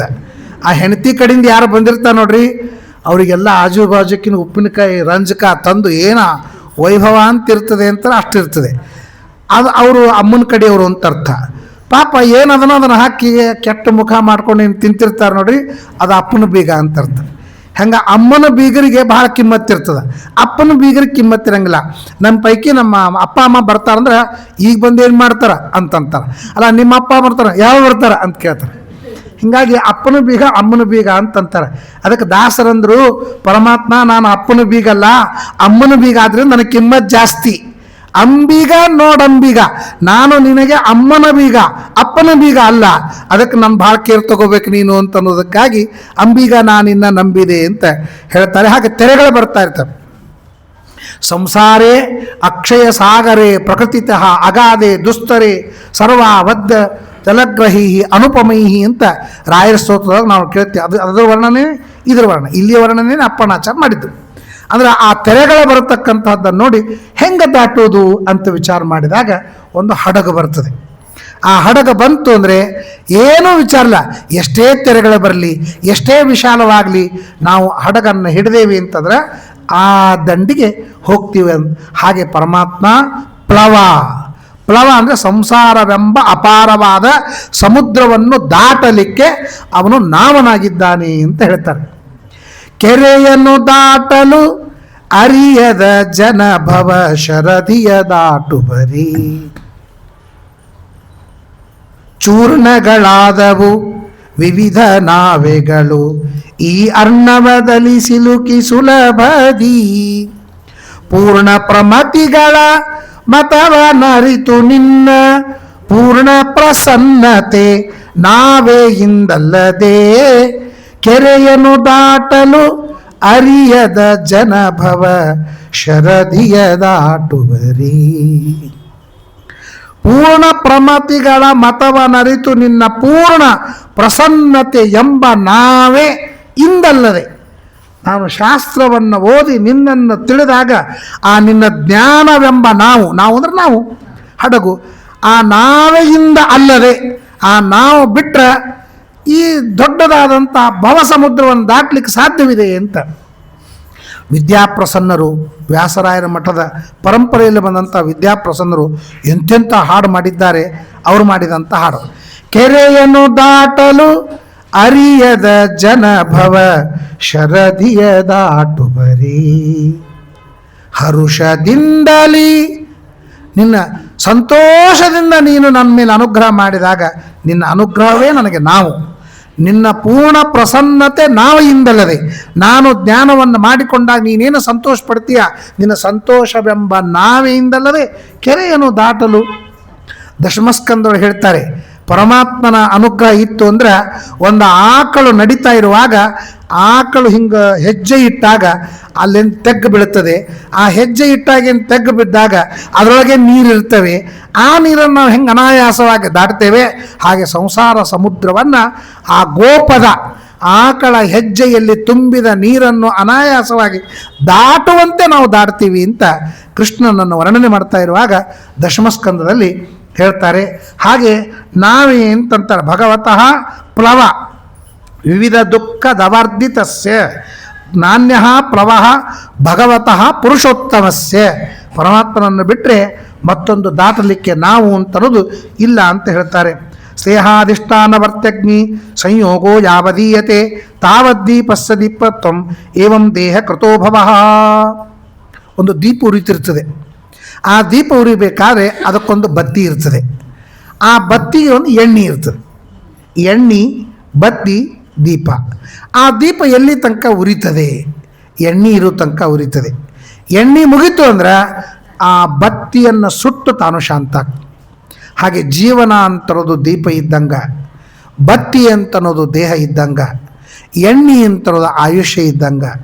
ಎಣ್ಣೆ ತೀರದ ಮೇಲೆ ಬತ್ತಿ ಸಹಿತವಾಗಿ ಸುಟ್ಟು ದೀಪ ಶಾಂತವಾಗುವಂತೆ ಆಯುಷ್ಯ ಮುಗಿತು ಅಂತಂದರೆ ಮುಗಿದೋಯ್ತು. ಪಾರ್ವತಿ ರುದ್ರದೇವರಿಗೆ ಕೇಳ್ತಾಳೆ, ಮರಣಕ್ಕೆ ಕಾರಣವೇನು ಅಂದರೆ ಅಪಘಾತವೇ, ಜಡ್ಡು ಜಾಪತ್ರವೇ, ಅಥವಾ ವಿದ್ಯುತ್ ಪತನವೇ? ಯಾವುದು ಕಾರಣ? ಯಾವುದೂ ಕಾರಣ ಅಲ್ಲ ಅಂತಂತ ರುದ್ರದೇವರು. ಸಾಯಲಿಕ್ಕೆ ಯಾವುದು ಕಾರಣ ಅಂದರೆ ಯಾವ ಕ್ಷಣದೊಳಗೆ ಪುಣ್ಯ ಪಾಪಗಳು ಮುಗಿತವೆ ಆ ಕ್ಷಣದಲ್ಲೇ ಅವನು ಸಾಯ್ತಾನೆ. ಮಜ್ಜಿಗೆಯನ್ನು ಹಾಕೊಳ್ಳಿ ಯಾರು ಕೊಡ್ತಾರೆ ನೀ ಎಲ್ಲಿ ಮೇಲೆ? ಮಜ್ಜಿಗೆನ ಆದ್ಮೇಲೆ ಏನು ಮಾಡ್ತಾರೆ? ಕೈ ತೊಳ್ಕೊಂಡೇನೋ ಮನೆಗೆ ಕಾಲು ಕಿತ್ತದೇನೋ ನಿಂತ್ರು ಮತ್ತೆ ಎಂಜಲ್ಗ ಮಾಡ್ಬೇಕಂತನೂ ಸಂಕಟ. ಅದಕ್ಕೇನು ಮಾಡ್ತಾನೆ? ಮಜ್ಜಿಗೆ ಮುಗೀತು. ಹಂಗಾಗಿ ಎಲೆ ಮೇಲೆ ಎಷ್ಟೋ ತನಕ ಕೂಡ್ತಾನೆ? ಅನ್ನ ಹುಳಿ ಪಲ್ಯ ಚಟ್ನಿ ಮತ್ತೊಂದು ಮಗದಂದಿಲ್ಲ. ಆದ್ರೆ ಮಜ್ಜಿಗೆಯನ್ನು ಮುಗೀತು ಅಂತಂದ್ರೆ ಆ ಎಲೆಯನ್ನು ಪೂರ್ಣ ಬಿಟ್ಟು ಬಿಡ್ತಾರೆ. ಮಜ್ಜಿಗೆ ಅನ್ನೋ ತನಕ ಆ ಎಲೆ ಮೇಲೆ ಎಷ್ಟು ಪ್ರೀತಿ ಮಾಡ್ತಾನೆ ಅಂದರೆ, ಇದು ನನ್ನ ಎಲೆ, ಇದು ನನ್ನ ಜಾಗ, ನೀವು ಯಾರೋ ಕೂಡಬೇಡ್ರಿ ಅಂತ ಆ ಎಲೆ ಮೇಲೆ ಪ್ರೀತಿ ಮಾಡ್ತಾನೆ. ಮಜ್ಜಿಗೆಯನ್ನು ಮುಗೀತು ಅಂದರೆ ಸಾಕು, ಆ ಎಲೆಯನ್ನು ಎತ್ತಿ ಒಯ್ದು ತಿಪ್ಪಿಯೊಳಗೆ ಹೋಗಿದ್ದಾರೆ. ಹಾಗೆ ಈ ದೇಹ ಎಲ್ಲಿವರೆಗೆ ಈ ದೇಹ ನನಗೆ ಎಲೆ ನಮಗೆ ಎಲ್ಲಿ ತನಕ ಉಪಕಾರ ಮಾಡ್ತದೆ ಅದನ್ನು ನಾವು ಪ್ರೀತಿ ಮಾಡ್ತೀವಿ. ಆ ಎಲೆಯಿಂದ ನಮಗೇನೂ ಉಪಕಾರವಿಲ್ಲ ಅಂತಾದ್ರೆ ಅದನ್ನು ನಾವು ಎತ್ತಿ ತಿಪ್ಪಿಯೊಳಗೆ ಹೋಗಿತೀವಲ್ಲ. ಹಂಗೆ ಈ ದೇಹ ಎಲ್ಲಿವರೆಗೆ ಉಪಯೋಗ ಬೀಳ್ತದೋ ಅಲ್ಲಿವರೆಗೆ ಈ ದೇಹಕ್ಕೆ ಕಿಮ್ಮತ್ತು ಕೊಡ್ತಾರೆ.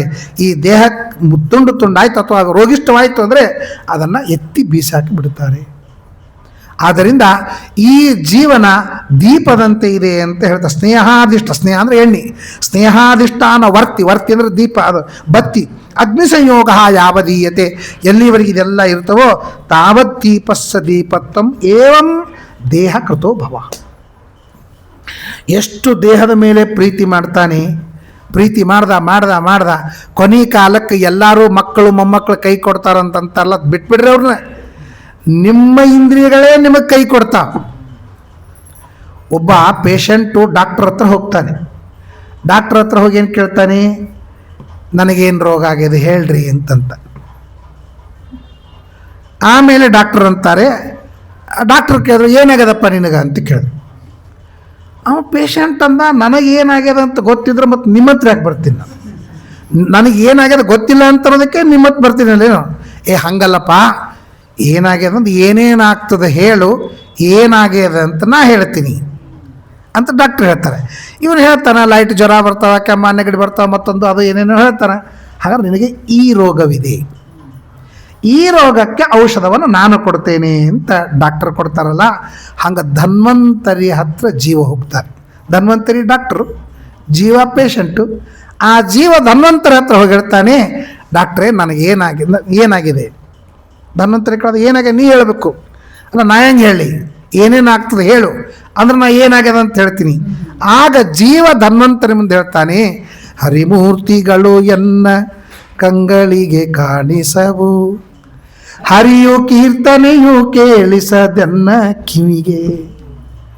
ಕಣ್ಣು ಕಾಣಿಸಲ್ತು, ಕಿವಿ ಕೇಳಿಸಲ್ತು, ಪ್ರವಚನ ಯಾರು ಹೇಳಿಕತ್ತಾರ ಕಾಣಿಸಂಗಿಲ್ಲಾಗ್ಯದ, ಪ್ರವಚನ ಏನು ಹೇಳಿಕತ್ತಾರ ಕೇಳಿಸಲ್ತಾಗ್ಯದ, ಪ್ರವಚನ ಮುಗಿದ ಮೇಲೆ ಏನು ಪುಟಾಣಿ ಸಕ್ಕರೆ ಕೊಡ್ತಾರ ಅದು ಬಾಯಿಗೆ ಬರಲ್ತಾಗ್ಯದ.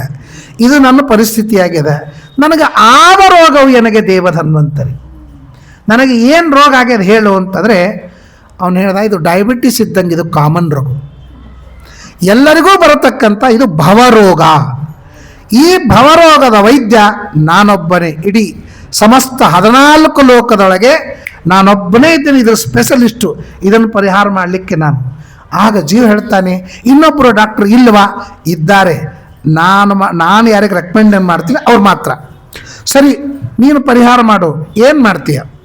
ಅವನು ಹೇಳ್ತಾನೆ, ಅನಾದಿ ಕಾಲದ ಭವರೋಗ ಕಳೆಯಯ್ಯ, ನಾನೆಂದಿಗೂ ಮರೆಯೇ ನೀ ಮಾಡಿದುಪಕಾರ.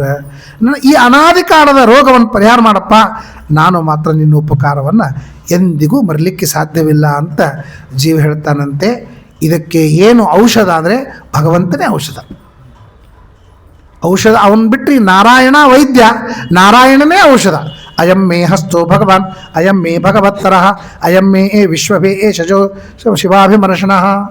ಈ ಮಂತ್ರವನ್ನು ನಾವು ಔಷಧವನ್ನು ತೆಗೆದುಕೊಳ್ತಾ ಇರುವಾಗ ಹೇಳಬೇಕು. ಯಾಕೆಂದರೆ ಔಷಧದಲ್ಲಿ ಓಷಧಿ, ಓಷ ಅಂದರೆ ಸುಡು ಅಂತ ಅರ್ಥ. ರೋಗಗಳನ್ನು ಸುಡುತ್ತದೆ, ಆದ್ದರಿಂದ ಔಷಧಕ್ಕೆ ಔಷಧ ಅಂತ ಹೆಸರು. ಔಷಧದಲ್ಲಿ ಔಷಧ ನಾಮಕನಾಗಿದ್ದು ಆ ರೋಗವನ್ನು ಪರಿಹಾರ ಮಾಡ್ತಾನೆ ಅಂತ ಅನ್ನೋದಕ್ಕಾಗಿ ಆ ಪರಮಾತ್ಮನಿಗೆ ಔಷಧ ಅಂತ ಕರೀತಾರೆ. ಆದ್ದರಿಂದ ಈ ರೀತಿಯಾಗಿ ಹೇಳ್ತಾರೆ, ದೀಪದಂತೆ ಸಂಸಾರ ಇದೆ, ಕೊನೆಯವರೆಗೂ ದೀಪ ಉರಿತದೆ ಅಂತ ಅನ್ನೋದು ನಮಗೆ ಗೊತ್ತಿಲ್ಲ. ದೀಪ ಯಾವಾಗ ಶಾಂತ ಆಗ್ತದೆ ಅಂತಲಿಕ್ಕೆ ನಮಗೆ ಕಾರಣ ಗೊತ್ತಾಗ್ತದೆ. ಎಣ್ಣೆ ಕಡಿಮೆ ಆದದ್ದು ಗೊತ್ತಾಗ್ತಿರ್ತದೆ, ಆದರೆ ನಮ್ಮ ಆಯುಷ್ಯ ಕಡಿಮೆ ಆದದ್ದು ಗೊತ್ತಾಗಿಲ್ಲ. ನಾವು ಮದುವೆ ಕಲ್ಯಾಣ ಮಂಟಪದೊಳಗಿದ್ದಾಗ ನಮ್ಮದು ಪುಣ್ಯ ಪಾಪ ಮುಗಿತು ನಿಂತು ಬಿಡ್ತದೆ. ಅಲ್ಲ ಗಾಡಿ ಗೊತ್ತೇನೋ, ಇದನ್ನು ರೋಡ್ ಮಧ್ಯದೊಳಗಿದ್ದೀನಿ, ಹಿಂದೆ ಟ್ರಾಫಿಕ್ ಭಾಳ ಅದ ಅಂತ. ಪೆಟ್ರೋಲ್ ಮುಗಿತವ್ರು ನಿಂತು ಬಿಡ್ತದೆ, ಅದು ಏನೂ ನೋಡಂಗಿಲ್ಲ, ಪೆಟ್ರೋಲ್ ಮುಗಿತು ನಿಂತು ಬಿಡ್ತದೆ. ಸೊ ಗಾಡಿ ಎಷ್ಟು ಕಿಮ್ಮತ್ತಿದ್ರೂ ಕೂಡ, ಗಾಡಿ ಎಷ್ಟೇ ಕಾಸ್ಟ್ಲಿ ಇದ್ದರೂ ಕೂಡ ಪೆಟ್ರೋಲ್ ಇಲ್ಲಾರ್ದೇನೆ ಗಾಡಿ ನಡೆಯಂಗಿಲ್ಲ. ಹಂಗೆ ದೇಹ ಎಂಥದ್ದಿದ್ರೂ ಕೂಡ ಪುಣ್ಯ ಪಾಪಗಳ ಇಲ್ಲದೆ ಈ ದೇಹ ಇರ್ತದೆ. ದೇಹಕ್ಕೆ ಏನಾಗ್ತದೋ ಪುಣ್ಯದಿಂದ ಆಗ್ತದೆ, ಪಾಪದಿಂದ. ನಾನು ಮೊನ್ನೆ ಹೇಳ್ದಲ್ಲ, ಏನೇ ದೇವ್ರು ನಮಗೆ ಕೊಟ್ಟಾನಂತಂದ್ಮೇಲೆ ನಾವು ನೆನೆಸ್ಬೇಕು, ಹೋದ ಜನ್ಮದೊಳಗೆ ಬಂಗಾರ ದಾನ ಮಾಡೀನಿ ಅಂತ ದೇವ್ರು ನಮಗೆ ಈಗ ಹೊಸ ಆಭರಣಗಳನ್ನು ಹಾಕ್ಕೊಳ್ಳಿಕ್ಕೆ ಪರಮಾತ್ಮ ಕೊಟ್ಟಿದ್ದಾರೆ. ಆ ಆಭರಣಗಳನ್ನು ತಂದು ದೇವರ ಮುಂದೆ ಇಟ್ಟು ಅಲ್ಲಿ ಲಕ್ಷ್ಮೀದೇವಿಯನ್ನು ಆವಾಹನ ಮಾಡಿ ಅರ್ಶಿನ ಕುಂಕುಮ ಏರಿಸಿ ದೇವರಿಗೆ ಏರಿಸಿದ ಮೇಲೆ ನಾವು ಆರಿಸ್ಬೇಕು. ಯಾಕಂದರೆ ದೇವರು ಅವನ ನೆನಪಿಟ್ಟುಕೊಂಡಾನ, ಯಾವ ಜನ್ಮದೊಳಗೆ ನಾನು ಸುವರ್ಣದಾನ ಮಾಡಿನೋ ಗೊತ್ತಿಲ್ಲ, ಈ ಜೀವ ಈ ಜನ್ಮದೊಳಗೆ ಈ ಕಾಲಕ್ಕೆ ಸುವರ್ಣದಾನ ಮಾಡಿದ್ದಾನೆ, ಇವನಿಗೆ ಇವತ್ತು ಆಭರಣವನ್ನು ಕೊಡಿಸೋಣ ಅಂತ ಹೇಳಿ ದೇವರು ಕೊಟ್ಟು ನಮಗೆ ಆಭರಣವನ್ನು ಕೊಟ್ಟಿದ್ದಾನೆ. ಆದ್ದರಿಂದ ಹೊಸ ಆಭರಣಗಳಿಡುವೆ ಮುದ್ದು ಹಸುಳೆ ನಿನ್ನನ್ನು ನೋಡಿ ಸಂತೋಷ ಪಡುವೆ ಮನೆಯೊಳಗಾಡೋ ಗೋವಿಂದ. ಯಶೋಧಾದೇವಿ ಏನು ತನಗೆ ಆಭರಣಗಳು ಬರ್ತಾವ ಅದನ್ನು ಕೃಷ್ಣನಿಗೆ ಹಾಕಿ ಸಂತೋಷ ಪಡ್ತಿದ್ಲಂತೆ. ತಾಯಿ ಹೊರಗೆ ಹೋದ್ರೆ ಅರಿವೆ ಅಂಗಡಿ ನೋಡ್ತಿರಲ್ಲ, ಅರಿವೆ ಅಂಗಡಿ ಈ ಡ್ರೆಸ್ ನಮ್ಮ ಕೂಸಿ ಭಾಳ ಚಲೋ ಅದ, ಕೂಸಿ ಹಂಗಿರ್ತದೆ ಯಾರಿಗೆ ಗೊತ್ತು. ತಾಯಿ ಅಪೇಕ್ಷೆ ಮಾಡ್ತಾ ಈ ಡ್ರೆಸ್ ನಮ್ಮ ಕೂಸಿಗಿದ್ರೆ ಚಲೋ ಇರ್ತದೆ, ಈ ನೆಕ್ಲೆಸ್ ನಮ್ಮ ಕೂಸಿಗಿದ್ರೆ ಚಲೋ ಇರ್ತದೆ, ಏನು ನೋಡ್ತಾ ಇದು ನಮ್ಮ ಕೂಸಿಗೆ ಚಲೋ, ನೀ ನಮ್ಮ ಕೂಸಿ ನನಗೆ ಚಲೋ ಆಗ್ತದೆ ಅಂತ ಅನ್ನಂಗೇ ಇಲ್ಲ. ಮಕ್ಕಳು ಹಡೋದು ತಾಯಿನ ನೋಡ್ರಿ ನೀವು, ಆ ಮಕ್ಕಳದು ಯಾವುದೇ ಡ್ರೆಸ್ಸು, ಯಾವುದೇ ಆಭರಣ, ಯಾವುದೇ ಆಟಿಕೆ ಸಾಮಾನು ನೋಡಿದ್ರು ನನ್ನ ಕೂಸಿಗಿದ್ರೆ ಚಲೋ ಆಗ್ತದಂತಾರಲ್ಲ, ಹಂಗೆ ದೇವರನ್ನು ಕಾಳಜಿ ಮಾಡ್ಬೇಕಂತ. ಯಾರಾದರೂ ಬಾಳೆಹಣ್ಣು ಕೊಟ್ಟರೆ ನಾಳೆ ದೇವ್ರ ನೈವೇದ್ಯಕ್ಕೆ ಬರ್ತದೆ ಅಂತ ಅನ್ಬೇಕಂತ. ಏನೇ ನನಗೆ ಬಂದರೂ ಕೂಡ ಅದನ್ನು ದೇವರಿಗೆ ಸಮರ್ಪಣೆ ಮಾಡಿ ತಿನ್ನಬೇಕಂತೆ. ಬೆಳಗ್ಗಿಂದ ರಾತ್ರಿ ತನಕ ನಾವು ಏನು ತಿಂತೀವಿ, ಏನು ಉಡ್ತೀವಿ, ಯಾವುದು ದೇವರಿಗೆ ಸಮರ್ಪಣೆ ಮಾಡೋದಿಲ್ಲ. ನನ್ನ ಡೌಲ್ದೊಳಗೆ ನಾನು ಇರ್ತೀನಿ, ಗೋದ್ರೇಜ್ ಕಪಾಟ್ ಮುಂದೆ ನಿಂದಿರ್ತಾರೇನೋ, ಆ ಕಡೆ ಒಮ್ಮೆ ಹೊಳ್ಳಿ ಈ ಕಡೆ ಒಮ್ಮೆ ಹೊಳ್ಳಿ ಹೆಂಗಿದ್ದೀನಿ ಅಂತ ಹೇಳ್ತಾರೆ. ಕನ್ನಡಿನೂ ಭಾಳ ಕೆಟ್ಟ್ರಿ, ನೀವು ಚಂದಿದ್ದೀನಿ ಅಂತಲೇ ತೋರಿಸ್ತದೆ. ನಾವು ಏನಿದ್ದೀವಿ ನಮಗೆ ಗೊತ್ತಿರ್ತದೆ, ಆದ್ರೆ ಕನ್ನಡಿ ಮುಂದೆ ನೋಡ್ರಿ ನೀವು, ನಿನ್ನಂಥ ಹೀರೋಯಿನಿ ಯಾರೂ ಇಲ್ಲ, ನಿನ್ನಂಥ ಹೀರೋ ಯಾರೂ ಇಲ್ಲ ಅಂತ ಕನ್ನಡಿಯಷ್ಟು ಜಗತ್ತಿನೊಳಗೆ ಮೋಸ ಮಾಡೋರು ಯಾರೂ ಇಲ್ಲ. ಅಷ್ಟ ನೋಡ್ತೀವಿ. ಹಾಗಲ್ಲ, ಕನ್ನಡಿ ಮುಂದೆ ಯಾಕೆ ನಿಂದಿರಬೇಕು ಅಂದರೆ ಇದು ದೇವರ ಪ್ರತಿಮಾ. ಈ ದೇವರ ಪ್ರತಿಮೆಗೆ ನಾನು ಅಲಂಕಾರವನ್ನು ಮಾಡ್ತೇನೆ. ಅಲಂಕಾರ ಪ್ರಿಯೋ ವಿಷ್ಣು, ಪರಮಾತ್ಮ ಅಲಂಕಾರ ಪ್ರಿಯ. ಅಭಿಷೇಕ ಪ್ರಿಯೋ ರುದ್ರ, ರುದ್ರದೇವರಿಗೆ ಅಭಿಷೇಕ ಪ್ರಿಯ, ವಿಷ್ಣುವಿಗೆ ಅಲಂಕಾರ ಪ್ರಿಯ. ಇದು ವಿಷ್ಣು ಮಂದಿರಂ. ಈ ಏನು ದೇಹ ಇದೆ, ಈ ದೇಹ ಪರಮಾತ್ಮನ ಪ್ರತಿಮಾ, ಇದಕ್ಕೆ ನಾನು ಅಲಂಕಾರವನ್ನು ಮಾಡ್ತಾ ಇದ್ದೇನೆ ಅಂತ ಹೇಳಿ ಮಾಡಬೇಕಂತೆ. ನೀರು ಕುಡಿಬೇಕಾದ್ರೆ, ಹಾಲು ಕುಡಿಬೇಕಾದ್ರೆ, ಬಟ್ಟೆ ತೊಡಬೇಕಾದ್ರೆ, ಸ್ನಾನ ಮಾಡಬೇಕಾದ್ರೆ, ಅನ್ನ ತಿನ್ನಬೇಕಾದ್ರೆ, ಮಲ್ಕೋಬೇಕಾದ್ರೆ, ಪ್ರತಿಯೊಂದು ಇದು ದೇವರ ಪೂಜೆ ಅಂತ ತಿಳಿದುಕೊಂಡು ಯದ್ಯತ್ ಕರ್ಮ ಕರೋಮಿ ತತ್ವದ ಕ್ರಮ ವಿಷ್ಣು ತವಾರೋ ತವ ಆರಾಧನಂ, ಎಲ್ಲವೂ ನಿನ್ನ ಆರಾಧನಾ ಅಂತ ಮಾಡಿ. ಇದನ್ನು ಮಾಡದೇ ಇದ್ದರೆ ರಾತ್ರಿ ಮಲ್ಕೊಳ್ಳೋ ಮುಂದಾಗ ಒಂದು 5 ನಿಮಿಷ ಮಹಿದಾಸಾಯ ನಮಃ, ಮಹಿದಾಸಾಯ ನಮಃ ಅಂತ ಮಹಿದಾಸನಿಗೆ ನಾವು ನಮಸ್ಕಾರವನ್ನು ಮಾಡಿ ರಾತ್ರಿ ಮಲ್ಕೊಂಡ್ರೆ ಬೆಳಗ್ಗಿಂದ ರಾತ್ರಿವರೆಗೆ ಅಸಮರ್ಪಿತವಾದ ಭೋಗವನ್ನು ಏನು ಮಾಡಿದ್ದೇವೆ ದೇವರಿಗೆ ಸಮರ್ಪಣೆ ಮಾಡದೆ ಆ ಎಲ್ಲ ಪಾಪವನ್ನು ಆ ಹೆಸರು ಪರಿಹಾರ ಮಾಡ್ತದಂತೆ. ಎಷ್ಟೊತ್ತು ಮಲ್ಕೊಳ್ಳೋ ಮುಂದಾಗ ಮಹಿದಾಸಾಯ ನಮಃ ಅಂತ ಹೇಳಿಕ್ಕೆ ಎಷ್ಟೊತ್ತು, ಪಾಪ ಮಾಡಲಿಕ್ಕೆ ಎಷ್ಟೊತ್ತು, ಬೆಳಗ್ಗಿಂದ ರಾತ್ರಿ ತನಕ. ಅದೆಲ್ಲ ಡಿಲೀಟ್ ಮಾಡಲಿಕ್ಕೆ ಎಷ್ಟೊತ್ತು, ನಾವು ಟ್ಯಾಬ್ದೊಳಗೆ ಪ್ರಿಂಟ್ ಮಾಡ್ತಿರ್ತೀವಿ, ಅದು ಇದು ಭಾಗವದ್ಗೀತೆ ಬರ್ಕೋತಿರ್ತೀವಿ, ಎಲ್ಲೋ ಕೈ ಏನು ಹತ್ತದ ಯಾರು ಗೊತ್ತು ಅಷ್ಟು ಡಿಲೀಟ್ ಆಗಿಬಿಡ್ತೀವಿ. 2 ತಾಸು ಮತ್ತೆ ಅಂಡು ಮಾಡಿದ್ರೆ ಬರ್ತದೆ. ಆದರೆ ಎಷ್ಟೋ ತನಕ ನಾವು ಮಾಡಿರ್ತೀವಿ, ಒಂದು ಸ್ವಲ್ಪ ಬೆರಳು ತಾಕಿದ್ರೆ ಸಾಕು ಅಷ್ಟು ಡಿಲೀಟ್ ಆಗ್ಬಿಡುತ್ತೆ. ನಿನಗೆ ಗೊತ್ತದ. ಹಂಗೆ ಬೆಳಗ್ಗಿಂದ ರಾತ್ರಿ ತನಕ ಅಖಂಡವಾಗಿ ಮಾಡಿದ ಪಾಪ ಒಂದು ಬೆರಳು ಹತ್ತಿದ ಹೆಂಗೆ ಅಷ್ಟು ಡಿಲೀಟ್ ಆಗ್ತದೆ. ಒಂದೇ ಒಂದು ದೇವರ ಸ್ಮರಣೆ ಮಹಿದಾಸಾಯ ನಮಃ ಅಂತಿಷ್ಟು ಹೇಳಿಬಿಟ್ರೆ ಸಾಕು, ಅಷ್ಟು ಡಿಲೀಟ್ ಆಗ್ಬಿಡುತ್ತೆ. ಭಾಳ ಸರಳ, ಆದರೆ ಅಷ್ಟೇ ಕಠಿಣ. ಆಗ ನೆನಪಾಗಿಲ್ಲ, ಮಲ್ಕೊಳ್ಳೋ ಮುಂದೆ ನೆನಪಾಗಿಲ್ಲ. ನಾನು ನೆನಪಾಗ್ತೀನಿ, ನಾ ಹೇಳಿದ ನೆನಪಾಗಿಲ್ಲ. ನೋಡ್ರಿ ನೀವು ಏನೋ ಹೇಳಿದ್ರಲ್ಲ, ಯಾರ್ದೋ ಹೇಳಿದ್ರಲ್ಲ ಅಂತ ಅನ್ಕೋತ ಕೊಡ್ತೀರಿ. ಆಗ ರಾತ್ರಿ 12ಕ್ಕೆ ಫೋನ್ ಮಾಡಿ ನೀವು ಹೇಳಿದ್ದಿಲ್ಲ ತೊರವಿಗಲ್ಲಾಗ ಅಂತ ಅನ್ಕೋತ ಕೂತ್ರೆ ನಾನು ನಿದ್ದೆ ಮಾಡೋದು ಯಾವಾಗ ಹೇಳ್ರಿ. ಆದ್ದರಿಂದ ಸಾಮಾನ್ಯವಾಗಿ ರಾತ್ರಿ ಮಲ್ಕೊಳ್ಳೋ ಮುಂದಾಗ ಅಸಮರ್ಪಿತ ಭೋಗದಿಂದ ಪಾಪ ಬಂದದ್ದು ಪರಿಹಾರವಾಗ್ತದೆ ಅಂತ ಹೇಳುವಂತೆ ಪರಮಾತ್ಮನನ್ನೇ ಮೊರೆ ಹೋಗಬೇಕು. ಪಾಪಹಾರಕನಾದವನು ಪರಮಾತ್ಮ, ಆದ್ದರಿಂದ ಹರಿ ಅಂತ ಕರೀತಾರೆ ಅಂತ ಹೇಳ್ತಾರೆ. ನಾತ್ಮನ ಪರಿಣಾಮಾದ್ಯಾಹ, ಶುಕಾಚಾರ್ಯ ಹೇಳ್ತಾರೆ, ಪರಮಾತ್ಮನಿಗೆ ಏನೂ ಇಲ್ಲ, ದೇಹವಿದೆ, ದೇಹದಿಂದ ಏನೂ ಆಗೋದಿಲ್ಲ. ಯಾಕಂದರೆ ಅವನ ದೇಹ ಏನು ಬಿಡುವಂಥದ್ದಲ್ಲ, ತಗೊಳ್ಳುವಂಥದ್ದಲ್ಲ. ನಮ್ಮ ದೇಹ ತಗೋತೀವಿ ಬಿಡ್ತೀವಿ, ತಗೋತೀವಿ ಬಿಡ್ತೀವಿ. ಆದರೆ ದೇವರ ದೇಹ ತಗೊಳ್ಳೋದು ಬಿಡೋದಲ್ಲ, ಅವನು ಮರೆಯಾಗೋದು ಪ್ರಕಟ ಆಗೋದು. ರಾಮ ಅವನು ಅವತಾರ ಮುಗೀತು ಅಂತಂದ್ರೆ ಅವನು ಅಂತರ್ಧಾನದಾಗಿಬಿಟ್ಟ. ನಮಗೆ ಯಾವತ್ತು ತೋರ್ತಾನೆ ಅದು ಅವತಾರ, ಯಾವಾಗ ನಮಗೆ ತೋರೋದು ಬಂದಾಗ್ತದೆ ಅದು ಅವತಾರ ಮುಗೀತು ಅಂತ ಅರ್ಥ. ಹಾಗೆ ಇಲ್ಲ ಅಂದರೆ ಜಾಂಬವಂತನ ಜೊತೆಗೆ ಕೃಷ್ಣ ಪರಮಾತ್ಮ 21 ದಿನ ಯುದ್ಧವಾಡಿದಾಗ ರಾಮ ಅಂತ ಅವ ಜಾಂಬವಂತ ಅಂದ್ಕೊಳ್ಳಿ ಕೃಷ್ಣ ರಾಮನಾಗಿ ತೋರಿಬಿಟ್ಟ. ಕೃಷ್ಣ ರಾಮನಾಗಿ ತೋರಿಬಿಟ್ಟ. ಹಾಗಾದ್ರೆ ತ್ರೇತಾಯುಗದೊಳಗೆ ರಾಮ ಹೋಗ್ಬಿಟ್ಟ ಇಲ್ಲ ಅಂತ ಆಗಿದ್ರೆ ದ್ವಾಪರ ಯುಗದೊಳಗೆ ಜಾಂಬವಂತನಿಗೆ ರಾಮರೂಪವನ್ನು ಹೇಗೆ ತೋರಿಸ್ತಿದ್ದ? ಅದು ಏನು, ಈ ಕಡೆ ಕೃಷ್ಣ ಆ ಕಡೆಗೆ ರಾಮ ಅಲ್ಲ, ಕೃಷ್ಣನೇ ರಾಮನಾಗಿ ತೋರಿದ. ಯಾಕೆಂದ್ರೆ ಒಂದು ರೂಪದಳು ಅನಂತ ರೂಪಗಳು ಪೊಂದಿಪ್ಪವ ಗುಣಗಣ ಸಹಿತ. ಒಂದು ರೂಪದೊಳಗೆ ವಿಷ್ಣು ಸಹಸ್ರನಾಮ. ವಿಷ್ಣು ಸಹಸ್ರನಾಮ ಅಂದ್ರೆ ಏನು? ವಿಷ್ಣುವಿನ ಸಹಸ್ರನಾಮ ಅಲ್ಲ. ವಿಷ್ಣು ಅಂದರೆ ಒಂದೊಂದು ವಿಶ್ವ ಅಂತನ್ನೋದ್ರ ಜೊತೆಗೆ ಅನಂತ ರೂಪಗಳು ಸರತಿ. ವಿಷ್ಣುನ ಸಹ ಸರಂತೀತಿ ವಿಷ್ಣು ಸಹಸ್ರನಾಮ ಅಂತ. ಒಂದು ರೂಪದ ಜೊತೆಗೆ ಅನಂತ ರೂಪಗಳು. ಒಂದು ಕಾಣಿಸ್ತಿರ್ತದೆ, 108 ಚಾನಲ್ ಇರ್ತಾವೆ ಟಿ ವಿ ಒಳಗೆ, ಆದ್ರೆ ಒಂದೇ ಒಂದು ತೋರ್ತಿರ್ತದೆ. ನೀವು ಚೇಂಜ್ ಮಾಡಿರಿ ಇನ್ನೊಂದು ತೋರ್ತದೆ, ನೀವು ಚೇಂಜ್ ಮಾಡಿರಿ ಇನ್ನೊಂದು ತೋರ್ತದೆ, ಚೇಂಜ್ ಮಾಡಿರಿ ಯಾರಿಗೆ ಏನು ಬೇಕೋ ಅವರು ಅದನ್ನು ನೋಡ್ತಿರ್ತಾರಲ್ಲ. ಹಾಗೆ ಪರಮಾತ್ಮನ ಒಂದು ರೂಪ ತೋರ್ತಿರ್ತದೆ, ಅನಂತ ರೂಪಗಳು ತೋರುವುದಿಲ್ಲ. ಅನಂತ ರೂಪಗಳು ತೋರೋದಿಲ್ಲ ಅಂತಂದ್ರೆ ಶಕ್ತಿ ರೂಪ ಅಂತಂತಾರೆ, ತೋರುವ ರೂಪಕ್ಕೆ ವ್ಯಕ್ತಿ ರೂಪ ಅಂತ ಕರೀತಾರೆ. ಆ ರೀತಿಯಾಗಿ ಭಗವಂತನಿಗೆ ಜನನ ಮರಣ ಅಂತನ್ನೋದು ಸರ್ವಥಾ ಇಲ್ಲ ಅಂತ ಹೇಳ್ತಾರೆ. ತ್ವಂಚರಾಜನ್ಮರಿಷ್ಯೇತಿ ಪಶು ಬುದ್ಧಿ ಮೀಮಾಂಜಹಿ. ಶುಕಾಚಾರ್ಯ ಹೇಳ್ತಾರೆ, ಸಾಯ್ತೀನಿ ಅಂತನೂ ಬುದ್ಧಿ ಬಿಟ್ಬಿಡು. ನೀನು ಸಾಯ್ತೀನಿ ಅಂತ ಅನ್ಕೊಂಡ್ರು ನೀನು ಸಾಯ್ತಿ, ಸಾಯಂಗಿಲ್ಲ ಅಂತ ಅನ್ಕೊಂಡ್ರು ನೀನು ಸಾಯ್ತಿ. ಸಾಯ್ತೀನಿ ಅಂತ ಸಾಯ್ಬೇಡ. ನೀನು ಸಾಯ್ತೀನಿ ಅಂತ ಅದನ್ನು ಧೈರ್ಯ ತಗೋ. ಡಾಕ್ಟ್ರ್ ಹತ್ರ ಹೋದಾಗ ಇಂಜೆಕ್ಷನ್ ನಮ್ಮ ಮುಂದೆ ಹೇಳ್ತಾರೆ, ಚರ್ರ ಅಂತ ಮಾಡ್ತಾರೆ, ಇದು ಮಾಡ್ತಾರೆ. ಅಂದ್ರೆ ನಮ್ಗೆ ಎಷ್ಟು ಭಯ ಬರ್ತದೆ, ಅದನ್ನು ನಮಗೆ ಚುಚ್ಚುತ್ತಾರ ಅಂತ. ಹೌದಲ್ಲ? ಇಂಜೆಕ್ಷನ್ನು ಡಾಕ್ಟ್ರ್ ನಮ್ಮ ಮುಂದೆ ನೋಡ್ತಾರೆ, ಹಿಂದೆ ಮಾಡಂಗಿಲ್ಲ. ನಮ್ಮ ಮುಂದೆ ತೊಗೋತಾರೆ, ಸೂಜಿ ನೋಡ್ತಾರೆ, ಹಿಂಗೆ ಚರ್ರ ಅಂತ ಬಿಡ್ತಾರೆ. ಅದನ್ನು ನಾವು ಚುಚ್ಕೋಬೇಕು ಅಂತ ಗೊತ್ತಿರ್ತದೆ. ನಾವೇನು ಮಾಡ್ತೀವಿ? ರೆಡಿ ಆಗ್ತೀವಿ ಇಲ್ಲ? ಏನಂತ ಮಾಡ್ತೀವಿ? ರೆಡಿ ಆಗಬೇಕು. ಡಾಕ್ಟ್ರ್ ಒಂದು ಮಾತು ಹೇಳ್ತಾರೆ, ಕೈ ಸಡ್ಲು ಬಿಡು. ಅವ್ರು ಹೇಳ್ದಂಗೆ ಕೈ ಗಟ್ಟಿ ಮಾಡ್ತೀವಿ. ಕೈ ಗಟ್ಟಿ ಮಾಡಿದಾಗ ಸೂಜಿ ಒಳಗೆ ಕೂತು ಬಿಡ್ತದೆ. ಅದಕ್ಕೆ ನಾನು ಕೈ ಸಡ್ಲ. ಹಾಗೆ ಕೈ ಸಡ್ಲ ಆಗ್ಬೇಕಾದ್ರೆ ಎಲ್ಲರಿಗೂ ಹೇಳಿಬಿಟ್ಟಿರ್ತೀನಿ, ಡಾಕ್ಟರು ಕೈ ಸಡ್ಲು ಬಿಡು ಅಂತಂದಾಗ ನೀವು ಒಳಗೊಂದು ಅನುಸಂಧಾನ ಮಾಡಿ, ಈ ಕೈ ನಂದಲ್ಲ ಅಂತಂದ್ಬಿಡ್ರಿ, ಕೈ ತಂತಾನೆ ಸಡ್ಲಾಗ್ತದೆ. ಎಲ್ಲಿವರೆಗೆ ಈ ಕೈ ನಂದದ ಅಂತಂತೀರಿ, ಆ ಕೈನ ದುಃಖ ಆಗ್ತದೆ.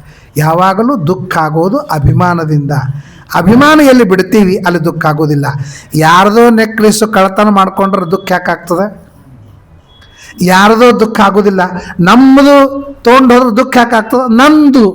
ನಂದು ಅಂತ ದುಃಖ. ಬಂಗಾರದ ಕಳೆದ್ರೂ ದುಃಖ ಆಗೋದಿಲ್ಲ, ಮನಿ ಕಳೆದ್ರೂ ದುಃಖ ಆಗೋದಿಲ್ಲ, ಯಾವುದರಿಂದಲೂ ದುಃಖ ಆಗೋದಿಲ್ಲ. ಯಾವುದೋ ನಂದು ಅಂತ ಇರ್ತದೆ ನೋಡ್ರಿ, ಅದರದ್ದು ಮಾತ್ರ ದುಃಖ. ಇಲ್ಲ ಅಂದರೆ ದುಃಖ ಅಂತ ಅನ್ನೋದೇ ಆಗೋದಿಲ್ಲ ಅಂತ ಹೇಳ್ತಾರೆ. ಅದಕ್ಕೆ ನೀವು ದೇಹದ ಮೇಲೆ ಅಭಿಮಾನ ಬಿಟ್ಬಿಡಿ. ಈ ದೇಹ ಹೋಗುದದ ಅಂತ ಬಾಡಿಗೆ ಮನೆಯಾಗ ಇರ್ತೀವಿ. ಬಾಡಿಗೆ ಮನೆ 11 ತಿಂಗಳಾಗ್ಬಿಡ್ತದೆ. ನಾಳೆ ಬಿಟ್ಟು ನಾಡ್ದ ಈ ಬಾಡಿಗೆ ಮನೆಯಿಂದ ಬೇರೆ ಮನೆಗೆ ಹೋಗೋರಿದ್ದೀವಿ ಅಂತ ಇದ್ದಾಗ ಆ ಬಾಡಿಗೆ ಮನೆ ಕಿಟಕಿ ಹೊಡೆದ್ರೇನು ಇದು ಮಾಡಿದ್ರೇನು, ನಾವಂತೂ ಬಿಟ್ಟು ಹೋಗೋರೇ ಇದ್ದೀವಿ, ಯಾಕೆ ತಲೆ ಕೆಡಿಸ್ಕೋಬೇಕು ಅಂತಂತೀವಿ. ನಳ ಮುರಿದು ನೀರು ಸೋರ್ತಿರ್ತಾವ, ಏನೂ ಕೇರ್ತೊಳಂಗಿಲ್ಲ. ಯಾಕಂದ್ರೆ ಬಿಟ್ಟು ಹೋಗೋದೇ ಇದಲ್ಲ. ಬಿಟ್ಟು ಹೋಗೋದು ಅಂತಂದ್ಮೇಲೆ ನಮ್ಮ ತೋಣೇನು ಮಾಡೋದು, ಯಜಮಾನ ಸಂಬಂಧಪಟ್ಟದ್ದು ಅಂತ. ಹೆಂಗೆ ಬಿಟ್ಟು ಹೋಗುವಾಗ ಯಾವುದನ್ನು ಬಿಟ್ಟು ಹೋಗ್ತೇವಿ ಅದರ ಬಗ್ಗೆ ಅಭಿಮಾನ ಬಿಡುವಂತೆ ನಿನ್ನ ದೇಹದ ಮೇಲೆ ಅಭಿಮಾನ ಬಿಟ್ಟರೆ ಮಾತ್ರ ಆ ದೇಹ ಹೋಗುವಾಗ ದುಃಖವಾಗುವುದಿಲ್ಲ ಅಂತ ಹೇಳ್ತಾರೆ. ತ್ವಂಚರಾಜನ್ ಮರಿಷ್ಯೇತಿ ಪಶು ಬುದ್ಧಿ ಮೀಮಾಂಜಹಿ. ಆಮೇಲೆ ಅವ್ರು ಹೇಳ್ತಾರೆ, ತಕ್ಷಕ ಬಂದ ಅಂದರೆ ನಿನಗೆ ಕಚ್ಚಲಿಕ್ಕೆ ಸಾಧ್ಯ ಇಲ್ಲ, ತಕ್ಷಕ ನಿನ್ನನ್ನು ಕಚ್ಚೋದಿಲ್ಲ ಅಂತ ಹೇಳ್ತಾರೆ. ಏನು, ಇಬ್ಬರು ಬ್ರಾಹ್ಮಣರು ಬಂದರು. ಶುಕಾಚಾರು ಅಂತನೋ ಬ್ರಾಹ್ಮಣರು ತಕ್ಷಕ ಕಚ್ಚಂಗಿಲ್ಲ ಅಂತಂತಾರೆ. ಶೃಂಗಿ ಅಂತನೋ ಬ್ರಾಹ್ಮಣ ನಿನಗೆ ಕಚ್ತದೆ 7ನೇ ದಿವಸ ಅಂತಂತಾನೆ. ಇದನ್ನು ಹೆಂಗೆ ವ್ಯವಸ್ಥೆ ಮಾಡಬೇಕು ಅಂದರೆ ಇಲ್ಲಿ ವಿಜಯಧ್ವಜ ಶ್ರೀನಿವಾಸ ತೀರ್ಥರು ಮಾಡ್ತಾರೆ. ಏನು ಅಂತಂದರೆ ಕಚ್ಚುವುದಿಲ್ಲ, ದುರ್ಮರಣ ಅಂತಂತಾರೆ. ಈಗ ಪಕ್ಷಮಾಸದೊಳಗೆ ಘಾತ ಚತುರ್ದಶಿ ಅಂತ ಮಾಡ್ತಾರೆ. ಘಾತ ಚತುರ್ದಶಿ ಶ್ರಾದ್ದ ಹಾವು ಕಚ್ಚಿ ಸತ್ತವರು, ಅಪಘಾತ ಆಗಿ ಸತ್ತವರು, ಉರುಳು ಹಾಕೊಂಡು ಸತ್ತವರು, ಹೀಗೆ ಹೆಂಗೆ ಅವ್ರು ಸಾಯ್ತಾರಲ್ಲ ಅದಕ್ಕೆ ಅಪಘಾತ ಅಂತಂತಾರೆ. ಘಾತ ಚತುರ್ದಶಿ ಶ್ರಾದ್ದ ಮಾಡ್ತಾರೆ. ಅದು ಪಾಪ. ಆ ಪಾಪ ಹೋಗಬೇಕು ಅಂದರೆ ಆತ್ಮಹತ್ಯೆ ಕೆಲವು ಸಲ ಮಾಡ್ಕೋಬೇಕು ಅಂತಂದಾರೆ. ನಮ್ಮ ದೇಹ ಏನೂ ಮಾಡ್ಲಿಕ್ಕೆ ಸಾಧ್ಯ ಇಲ್ಲ ಅಂತಂದಾಗ ನದಿಯೊಳಗೆ ಹೋಗಿ ಬಿದ್ದು ಸಾಯಬೇಕು, ಬೆಟ್ಟದ ಮೇಲೆ ಬಿದ್ದು ಸಾಯಬೇಕು, ಇಲ್ಲ ಒಂದು ಚಿತಿ ಮಾಡಿ ನನ್ನ ದೇಹ ಪ್ರಾಜ್ಞನಾಮಕ ಪರಮಾತ್ಮನಿಗೆ ಆಹುತಿ ಆಗಬೇಕು ಅಂತೇಳಿ ನಂದು ಚಿತಿಯೊಳಗೆ ಜಿಗಿಬೇಕು, ಹಿಂಗೆಲ್ಲ ಹೇಳ್ಯಾರ. ಅಂದರೆ ಯಾರು ಹಂಗೆ ಮಾಡ್ಕೊಳಕ್ಕೆ ಹೋಗ್ಬೇಡ್ರಿ. ಭಾಗವತದೊಳಗೆ ಹೇಳ್ಯಾರ, ಮಹಾಭಾರತ ಹೇಳ್ಯಾರ ಅಂತ ನಾನು ಹೇಳ್ತೀನಿ, ಕೇಳಿರ್ಬೇಕು ಅಂತ ನೀವು ಅನ್ಬಿಡ್ರಿ. ಯಾರು ಹೋಗೋದು ಜಿಗಿಯೋದು ಎಲ್ಲ ಮಾಡ್ಲಿಕ್ಕೆ ಹೋಗ್ಬೇಡ್ರಿ. ಅಂದರೆ ಸಾಮಾನ್ಯವಾಗಿ ಹಿಂಗೆ ಇದಕ್ಕೆ ಪಾಪ ಇಲ್ಲ ಅಂತಂದ. ಈ ಶರೀರ ಸಾಧನೆ ಮಾಡಲಿಕ್ಕಾಗದೇ ಇದ್ದಾಗ 3 ಹಂತಗಳಲ್ಲಿ ಆತ್ಮಹತ್ಯೆ ಮಾಡಿದರೆ ದೋಷ ಇಲ್ಲ ಅಂಥೇಳಿ. ಇದು 3 ಬಿಟ್ಟರೆ ಆತ್ಮಹತ್ಯೆ ಏನೇ ದೇಹಕ್ಕಾದರೂ ಕೂಡ ಅದಕ್ಕೆ ಅಪಘಾತ ಅಂತಂತಾರೆ. ಹಾಗಾದ್ರೆ ತಕ್ಷಕ ಪರೀಕ್ಷಿತ ರಾಜನಿಗೆ ಬಂದು ಕಚ್ಚಿದ ಅಂದರೆ ಹಾವು ಕಚ್ಚಿ ಸಾಯ್ತಾನೆ ಅಂತಾಗ್ತದೆ, ಅಪಘಾತ ಅಂತಾಯಿತು. ಅದು ದುರ್ಮರಣ ಅಂತಂತಾರೆ. ದುರ್ಮರಣದಿಂದ ಪಾಪ ಬರ್ತದೆ. ಅದಕ್ಕಾಗಿ ಕಚ್ಚಿದ್ರೆ ಸಾಯುವುದಿಲ್ಲ ಅಂತ ಅರ್ಥವಲ್ಲ, ಕಚ್ಚಿದ್ದಕ್ಕಾಗಿ ನಿನಗೆ ದುರ್ಮರಣ ಅಂತಾಗ್ತದೆ. ಅಂತಹ ದುರ್ಮರಣ ನಿನಗೆ ಆಗೋದು ಬೇಡ ಅಂತ ಶುಕಾಚಾರ್ಯರು ತಮ್ಮ ತಪಸ್ಸಿನಿಂದ ಅವನಿಗಾಗುವ ದುರ್ಮರಣದ ಪಾಪವನ್ನು ಪರಿಹಾರ ಮಾಡ್ತಾರೆ ಅಂತ ಹೇಳ್ತಾರೆ. ಅಹಂ ಬ್ರಹ್ಮ ಪರಂಧಾಮ ಬ್ರಹ್ಮಾಹಂ ಪರಮಂ ಪದಂ ಅಂತ ಇದನ್ನು ನಿತ್ಯ ಜಪ ಮಾಡೋದ್ರಿಂದ ಕಲಿಯ ದೋಷ ಪರಿಹಾರವಾಗ್ತದೆ ಅಂತ ಹೇಳ್ತಾರೆ. ಬುದ್ಧ್ಯಾನುಮಾನ ಗರ್ಭಿಣ್ಯ ವಾಸುದೇವಾನುಚಿಂತೆಯ ಚೋದಿತೋ ವಿಪ್ರವಾಕ್ಯೇನ ನತ್ವಾಂ ದಕ್ಷತಿ ತಕ್ಷಃ ಆ ರೀತಿಯಾಗಿ ಹೇಳ್ತಾರೆ. ಆಮೇಲೆ ಪರಮಾತ್ಮನ ಪಾದವನ್ನು ಸ್ಮರಣೆ ಮಾಡ್ತಾ ಮಾಡ್ತಾ ಬದ್ಧಾಂಜಲಿ ತಮಿದಮಾಹ ಸ ವಿಷ್ಣುರಾತಃ ಕೈ ಮುಕ್ಕೊಂಡ ಶುಕಾಚಾರ್ಯಗೆ ನಮಸ್ಕಾರವನ್ನು ಮಾಡ್ತಾನೆ. ಏನು ಕೊಡ್ಲಿಕ್ಕೆ ಸಾಧ್ಯತೆ? ರಾಜ ಮಲ್ಕೊಂಡಿರ್ತಾನೆ. ರಾತ್ರಿ ಹಂಸ ಪಕ್ಷಿಗಳು ದಾಟಿ ಹೋಗ್ತಾ ಇರುವಾಗ ಒಂದು ಹಂಸ ಪಕ್ಷಿ ಹೇಳ್ತಾ, ಈ ಮನೆ ದಾಟಬೇಡ, ಯಾಕಂದ್ರೆ ಒಳಗೆ ರಾಜ ಇದ್ದಾನೆ, ಅವನು ಮಹಾಜ್ಞಾನಿ, ಅವನನ್ನು ದಾಟಿದರೆ ನಿನಗೆ ಪಾಪ ಬರ್ತದೆ, ಅಧೋಲೋಕವಾಗ್ತದೆ ಅಂತಂದಾಗ ರಾಜನಿಗೆ ಗಾಬರಿ ಆಗ್ಬಿಡ್ತದೆ.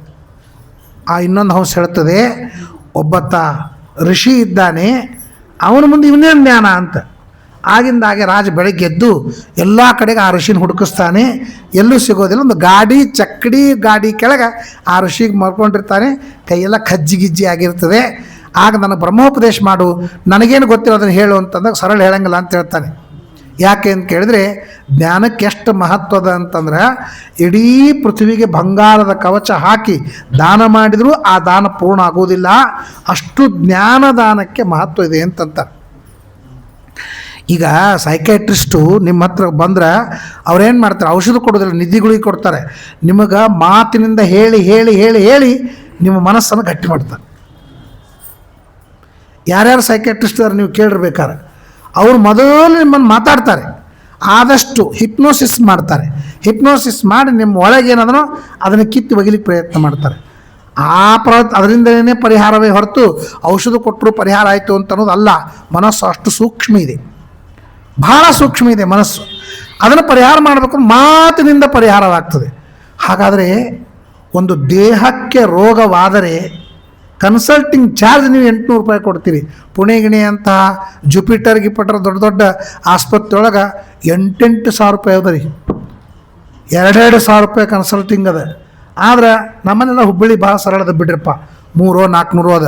ಅಲ್ಲೆಲ್ಲ ದೊಡ್ಡ ದೊಡ್ಡ ಆಸ್ಪತ್ರೆ ಅದ. ಏನದ? ಏನಿಲ್ಲ, ಬಂದು ಹಿಂಗೆ ಹಿಡಿತಾನೆ, ನಾಡಿ ನೋಡ್ತಾನೆ, ನಿಮ್ಗೆ ಹಿಂಗಾಗ್ಯದ ಅಂತ ಹೇಳ್ತಾನೆ. ಅಷ್ಟಕ್ಕೆ 2,000 ರೂಪಾಯಿ ಕೊಡ್ಬೇಕು ನಾವು. ಟ್ರೀಟ್ಮೆಂಟ್ ಬೇರೆ, ಔಷಧಿ ಬೇರೆ, ಮತ್ತೊಂದು ಬೇರೆ, ಅದೆಲ್ಲ ಏನೂ ಸಂಬಂಧ ಇಲ್ಲ. ಅಷ್ಟು ಹೇಳ್ತಾನೆ. ಒಂದು ದೇಹಕ್ಕೆ ಆದ ರೋಗ ನಿನಗೆ ಹಿಂಗಾಗ್ಯದ ಅಂತ ಹೇಳಲಿಕ್ಕೆ ಅವನು 1,000-2,000 ರೂಪಾಯಿ ತೋತಾನೆ ಅಂತಂದರೆ ಮನಸ್ಸನ್ನೇ ಕೆಡಿಸ್ಕೊಂಡು ಕೂತಿರ್ತೀವಿ. ಆ ಮನಸ್ಸಿಗೆ ಶುಕಾಚಾರ್ಯರಂತಹ ವೇದವ್ಯಾಸ ದೇವರಂತಹ ಮಹಾಜ್ಞಾನಿಗಳು ನಮಗೆ ಜೀವನದೊಳಗೆ ಪರಿವರ್ತನೆ ಆಗುವಂತಹ ಉಪದೇಶವನ್ನು ಮಾಡ್ತಾರೆ ಅಂತಂದಮೇಲೆ ಅದರದ್ದೊಂದು ರೇಟ್ ಅದಂತ ತಿಳ್ಕೊಂಡ್ರೇನು ಇಲ್ಲ. ನಾವು ಪುರಾಣ ಯಾಕೆ ಕೇಳಬೇಕು? ಪರಿಣಾಮ ಆಗೋದಕ್ಕಾಗಿ ಅಲ್ಲ, ಪರಿವರ್ತನೆ ಆಗೋದಕ್ಕೆ. ಪರಿಣಾಮಕ್ಕಿಂತಲೂ ಪರಿವರ್ತನ ಬಹಳ ಮಹತ್ವದ್ದು. ಪರಿಣಾಮ ಆಗ್ತಾನೆ ಇರ್ತದೆ. ನಾವು ಯಾರೇ ಹೇಳಿದರು ಅಂತಂದ್ರೆ ಸ್ವಲ್ಪ ಗಟ್ಟಿಯಾಗಿ ಜೋರಾಗಿ ಹೇಳಿಬಿಟ್ರೆ, ಇವ್ರು ಇಷ್ಟು ಪಾಪವನ ಅಂತ ತಾಮ್ರ ಥಾಲಿ ತೀರ್ಸೊಂಟ ಎಲ್ಲ ರೆಡಿ ಮಾಡ್ಕೊತಾನೆ. ರಾತ್ರಿ ನಾಳಿನಿಂದ ಸಂಧ್ಯಾವನ್ನು ಸ್ಟಾರ್ಟ್ ಮಾಡೋದೆ ಅಂತಂತಾನೆ. ಶನಿವಾರ ಬಂದಿರ್ತದೆ, ರಾತ್ರಿ ಎಲ್ಲ ಟಿ ವಿ ನೋಡ್ತಾನೆ. ಬೆಳಿಗ್ಗೆ ಬ್ರಾಹ್ಮಿ ಮುಹೂರ್ತ ಕೇಳಬೇಕು ಅಂತ ವಿಚಾರ ಮಾಡಿದರೆ ಎದ್ದಾಗ 10 ಹೊಡೆದು ಬಿಟ್ಟಿರ್ತದೆ. ಇರಲಿ ಬಿಡ್ರಪ್ಪ, ಮುಂದಿನ ಸಲ ನೋಡೋಣ ಅಂತಂದ್ರೆ ಕೆಲಸ ಮಾಡಿಬಿಡ್ತದೆ. ಪರಿಣಾಮದಿಂದ ಯಾವಾಗಲೂ ಕೆಲಸ ಆಗೋದಿಲ್ಲ, ಪರಿವರ್ತನೆಯಿಂದ. ನೀವು ಇಡ್ಲಿ ಒಲೆ ಮೇಲೆ ಯಾರು ಅಡುಗೆ ಮಾಡ್ತೀರಿ ಅವ್ರಿಗೆ ನಾನು ದೃಷ್ಟಾಂತ ಕೊಡ್ತೀನಿ. ನೀವು ಇಡ್ಲಿ ಮೇಲೆ ಚಿಮಣಿ ಎಣ್ಣೆ ಹಾಕ್ತೀರಿ, ದಗ್ಗಂತ ಉರಿತದೆ. ಮತ್ತು ಚಿಮಣಿ ಎಣ್ಣೆ ಹಾಕ್ತೀರಿ, ಮತ್ತು ದಗ್ಗಂತ ಉರಿತದೆ. ಹಿಂಗೆ ಅದು ಉರಿತಾ ಇರ್ತದೆ. ಆ ಉರಿ ಏನೂ ಉಪಯೋಗ ಇಲ್ಲರಿ. ಅದು ಒಂದು 10 ಸಲ ಉರಿದ ಮೇಲೆ ಅದು ಕೆಂಡಾಗ್ತದೆ. ಆ ಕೆಂಡ ನಿಮಗೆ ಉಪಯೋಗ ಬೀಳ್ತದೆ ಬ್ಯಾಳಿ ಬೇಯಿಸ್ಲಿಕ್ಕೆ, ಅನ್ನ ಮಾಡಲಿಕ್ಕೆ, ಅಥವಾ ಚಹಾ ಕಾಫಿ ಮಾಡಲಿಕ್ಕೆ. ಯಾರು ಮಡೀಲಿ ಚಹಾ ಕುಡಿತೀನಿ ಅಂತಂತಾರಲ್ಲ ಅವರೆಲ್ಲ ಉಪಯೋಗ ಬೀಳ್ತದೆ. ಯಾವುದು ಉಪಯೋಗ ಬೀಳುತ್ತದೆ? ಕೆಂಡ ಉಪಯೋಗ ಬೀಳುತ್ತದೆ. ಮೊದಲೇನು ಎಣ್ಣೆ ಹಾಕಿ ಉರಿ ಆಗಿರ್ತದೆ, ಅದು ಪರಿಣಾಮ. ಕೆಂಡ ಏನಾಗ್ತದೆ? ಅದು ಪರಿವರ್ತನೆ ಜೀವನಕ್ಕೆ ಉಪಯೋಗ ಬೀಳುತ್ತದೆ ಹೊರತು ಪರಿಣಾಮ ಎಂದೆಂದಿಗೂ ಉಪಯೋಗ ಬೀಳುವುದಿಲ್ಲ. ಎಷ್ಟೆಷ್ಟೋ ಕಾರಣಗಳಿಂದ ನಮಗೆ ಪರಿಣಾಮ ಆಗ್ತಿರ್ತದೆ. ಯೂಟ್ಯೂಬ್ ನೋಡಿ ಗಂಡ ಹೆಂಡತಿ ಹಿಂಗಿರಬೇಕು, ಹೌದು ನೋಡಿ ಹಿಂಗೆ ಇರಬೇಕು ಅಂತ. ಅದು ಮೊಬೈಲ್ ಬಂದಾಯಿತು ಅಂತ ನಾ ಹೆಂಗಿರ್ಬೇಕು ಹಂಗೆ ಇರೋಕ್ಕಿಂತ ಇವಳಂತಾನೆ ಅವನು ಹಾಗೆ ಇರ್ತಾನೆ. ಅದಕ್ಕೆ ಗಂಡಗೆ ಚಟ ಇರಬಾರ್ದು, ಹೆಂಡತಿಗೆ ಹಠ ಇರಬಾರ್ದು. ಅಂದ್ರೆ ಮಾತ್ರ ಜೀವನ ಸಾಕ್ತದೆ. ಹೌದು ನಾ ಭಾಳ ಹಠ ಮಾಡ್ತೀನಿ, ನಾಳಿಂದ ಹಠ ಮಾಡೋದಿಲ್ಲ ಅಂತ ಸಂಕಲ್ಪ, ನಾಳೆ ಬಂದ ಮೇಲೆ ವಿಕಲ್ಪ ಹೋಗ್ಬಿಡ್ತದೆ. ಎಷ್ಟು ವಿಚಾರಗಳನ್ನು ನಾವು ಓದ್ತೀವಿ, ಬರಿತೀವಿ, ತಿಳ್ಕೊಳ್ತೀವಿ, ಕೇಳ್ತೀವಿ, ನಮಗೆ ಪರಿಣಾಮ ಆಗ್ತದೆ, ಪರಿವರ್ತನೆ ಆಗೋದಿಲ್ಲ. ಸೊ ಜೀವನದೊಳಗೆ ಪರಿಣಾಮ ಇದು ರಿಸಲ್ಟ್ ಅಲ್ಲ, ಪರಿವರ್ತನೆ ಅಂತ ಅನ್ನೋದು ರಿಸಲ್ಟ. ನಾವು ಎಷ್ಟು ಪರಿಣಾಮ ಮಾಡ್ಕೊಂಡಿವಿ ಅಂತ ಅನ್ನೋಕ್ಕಿಂತ ಅದರಿಂದ ಎಷ್ಟು ಪರಿವರ್ತಿತರಾದೀವಿ ಅಂತ ಅನ್ನೋದು ಬಹಳ ಮುಖ್ಯವಾದದ್ದು. ಆದ್ದರಿಂದ ಶುಕಾಚಾರ್ಯರು ಜ್ಞಾನವನ್ನು ಕೊಟ್ಟಿದ್ದಾರೆ, ಶ್ರೀಮದ್ ಭಾಗವತವನ್ನು ಹೇಳಿದ್ದಾರೆ. ಎಷ್ಟು ಕಥೆಗಳು, ಎಷ್ಟು ವಿಚಾರಗಳು, ಎಷ್ಟು ಉಪದೇಶಗಳು, ಎಷ್ಟು ಸಂವಾದಗಳು, ಅದನ್ನೆಲ್ಲ ಕೇಳಿದರೆ ಒಂದೊಂದೊಂದು ಸಿಟ್ಟು. ಭಾಗವತ್ ನೋಡ್ರಿ, ಅಪಮಾನದಿಂದ ಪ್ರಾರಂಭ ಆಗ್ತದೆ. ಪರೀಕ್ಷಿತ ರಾಜ ಹೋದ, ಶಮೀಕರಿಷಿಗಳು ಇದ್ದರು, ಅವ್ರು ಏನು ಮಾಡಬೇಕಾಗಿತ್ತು? ಬಾ ಕೂಡು, ನೀರು ಬೇಕಾ, ಇಷ್ಟ ಅನ್ನೋದು. ಅವ್ರು ಮಾಡಲಿಲ್ಲ. ಇವನು ಯಾಕೆ ಮಾಡಲಿಲ್ಲ ಅಂತ ತಿಳ್ಕೊಳ್ಳಿಲ್ಲ. ನಾನು ಯಾರು? ನಾನು ರಾಜ, ನಾನು ಬಂದರೆ ಹೆಂಗಿರಬೇಕು, ಬರ್ರಿ ಕೂಡ್ರಿ ಅನ್ಬೇಕು. ಏನು ವೈಭವ, ನೀರು ಅಂದರೆ ಸಾಕು, ಗಂಗಾ ನೀರು, ಯಮುನಾ 108 ನೀರು ತರಬೇಕು, ನನಗೆ ಯಾವ ಬೇಕೋ ಆ ನೀರು ಕೊಡೆವು ನಾನು. ಇಂತಹ ವೈಭವದ ರಾಜ ಈ ಬಾಗಿಲಿಗೆ ಬಂದಾಗ ಈ ಋಷಿಗಳ ಕಣ್ಣು ಮುಚ್ಚಿ ಡೊಂಗಿ ಮಾಡ್ತಾನೆ ಅಂತಂದಮೇಲೆ ಅವಜ್ಞಾತ ವಿವಾತ್ಮಾನಂ ಮನ್ಯಮಾನಶ್ಚುಕೋಪ, ಸಿಟಿ ಬಂದ್ಬಿಟ್ಟ. ಯಾವಾಗಲೂ ಮನುಷ್ಯ ತಪ್ಪೋದೆ ಅನ್ನ ನೀರಿನ ವಿಷಯದೊಳಗೆ. ಹಸಿವಿ ನೀರಡಿಕೆಯಿಂದ ಆದಾಗ ಮನುಷ್ಯ ಸೋಲ್ತಾನೆ. ನೀವು ಸಿಟ್ಟಿಗೆ ಬರ್ತೀರಿ ಅಂತಂದರೆ ಹಸಿವಿನ ನೀರಡಿಕೆಯಿಂದೇ ಆಗೋದು.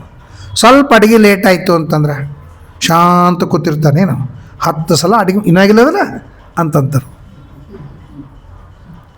ಹಸಿವಿನ ಒಂದು ಸ್ವಲ್ಪ ನೀರು ತರೋದು ಲೇಟ್ ಆಯಿತು ಅಂತಂದ್ರೆ ಇಲ್ಲಿಂದೇ ಒದರಿ ಬಿಡ್ತಾರೆ, ನೀರು ಯಾಕೆ ತಂದಿಲ್ಲ ಅಂತ. ಹಸಿವಿ ನೀರಡಿಕೆಯಿಂದ ಯಾವಾಗಲೂ ಸಿಟ್ಟು ಬರ್ತದೆ. ಅವಜ್ಞಾತ ವಿವಾತ್ಮಾನ. ಎಷ್ಟೋ ಸಲ ನಮಗೆ ಅವಮಾನ ಮಾಡದೇ ಇದ್ದರೂ ಕೂಡ ನಾವು ತಿಳ್ಕೊಳ್ತೀವಿ, ನಮಗೆ ಅವಮಾನ ಆಯಿತು ಅಂತ ತಿಳ್ಕೊಳ್ತೀವಿ, ಇದೇ ಬಾಧಕ. ನಾವು ಯಾರ್ದೋ ಮದುವೆಗೆ ಹೋಗಿರ್ತೀವಿ, ಅವ್ರ ಮದುವೆ ಗದ್ದಲದೊಳಗಿರ್ತಾರೆ, ಬಾ ಅಂತ ಅಲ್ಲಿಗೆ ಸ್ವಲ್ಪ ಹಿಂದೆ ಮುಂದೆ ಆಗ್ತದೆ. ನಾವು ಹೋದ್ರೆ ನಾವು ಇಷ್ಟೆಲ್ಲ ಕಷ್ಟಪಟ್ಟು ಹೋಗಿವಿ, ಬಾ ಅಂತೂ ಅಲ್ಲಿಲ್ಲ, ಕೂಡು ಅಂತೂ ಅಲ್ಲಿಲ್ಲ, ಹಂಗಂದ್ರು ಹಿಂಗಂದ್ರು ಬರ್ತದ್ರ. ಮುಂದಿನ ಸಲ ನಾವು ಇನ್ನೊಂದು ಮದುವೆ ಮಾಡ್ತಾರಲ್ಲ, ಹೋಗೋದೇ ಬೇಡ ಅಂತಂತ.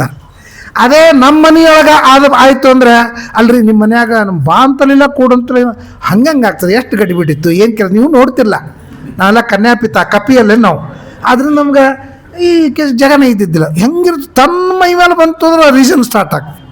ಇನ್ನೊಬ್ರ ಮೇಲೆ ಬಂದರೆ ಬಸ್ನೊಳಗೆ ಹೋಗ್ತಿರ್ತೀರಿ, ಯಾರಾಗ ಕಾಲು ತುಳಿತೀರಿ, ಕಾಲು ತುಳಿದ ಮೇಲೆ ಏನು ರೀ ಕಾಲು ತುಳಿತೀರ, ಆಗೋದೇ ರೀ ನೋಡ್ರಿ ಗದ್ದಲ ಹೆಂಗಿರ್ತದೆ, ನಾನು ಬೇಕಂತ ತುಳಿತಿರ್ತೀನಿ. ಭಗವದ್ಗೀತೆ ಎಲ್ಲ ಹೇಳ್ತಾನವ. ಅದೇ ಯಾರಾದರೂ ತನ್ನ ಕಾಲು ತುಳಿದ್ರು ಅಂತಂದ್ರೆ ಊರು ಬರೋ ತನಕ ಜಗಳಾಡ್ತಾನೆ. ಹಂಗಿರ್ತದೆ. ಅದಕ್ಕೆ ಆತ್ಮೋಪಮ್ಯೇನ ಸರ್ವತ್ರ ಅಂತ ಹೇಳ್ತಾನೆ. ಮಾತುಗಳು ಯಾವಾಗಲೂ ಬಹಳ ಮುಖ್ಯ.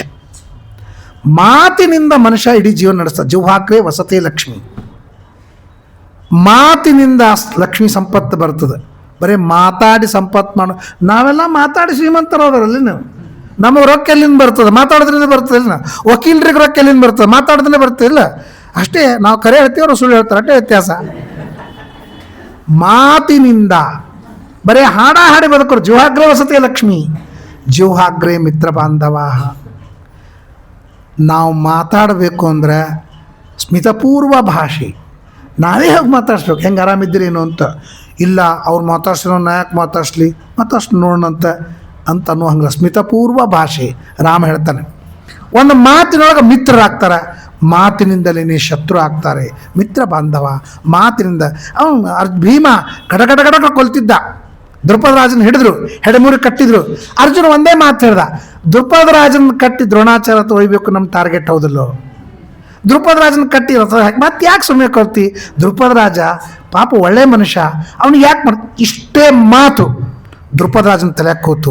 ಅರ್ಜುನ ಎಷ್ಟು ಚಂದ ಮಾತಾಡ್ದಲ್ಲ ಅಂತೇಳಿ ತಪಸ್ಸು ಮಾಡಿ ಅರ್ಜುನ ನನ್ನ ಅಳಿಯನಾಗಬೇಕು, ದ್ರೋಣಾಚಾರ್ಯನ ಕೊಡತಕ್ಕಂಥ ಮಗ ಹುಟ್ಟಬೇಕು ಅಂತ ಒಂದು ಮಾತು, ಒಂದೇ ಮಾತು.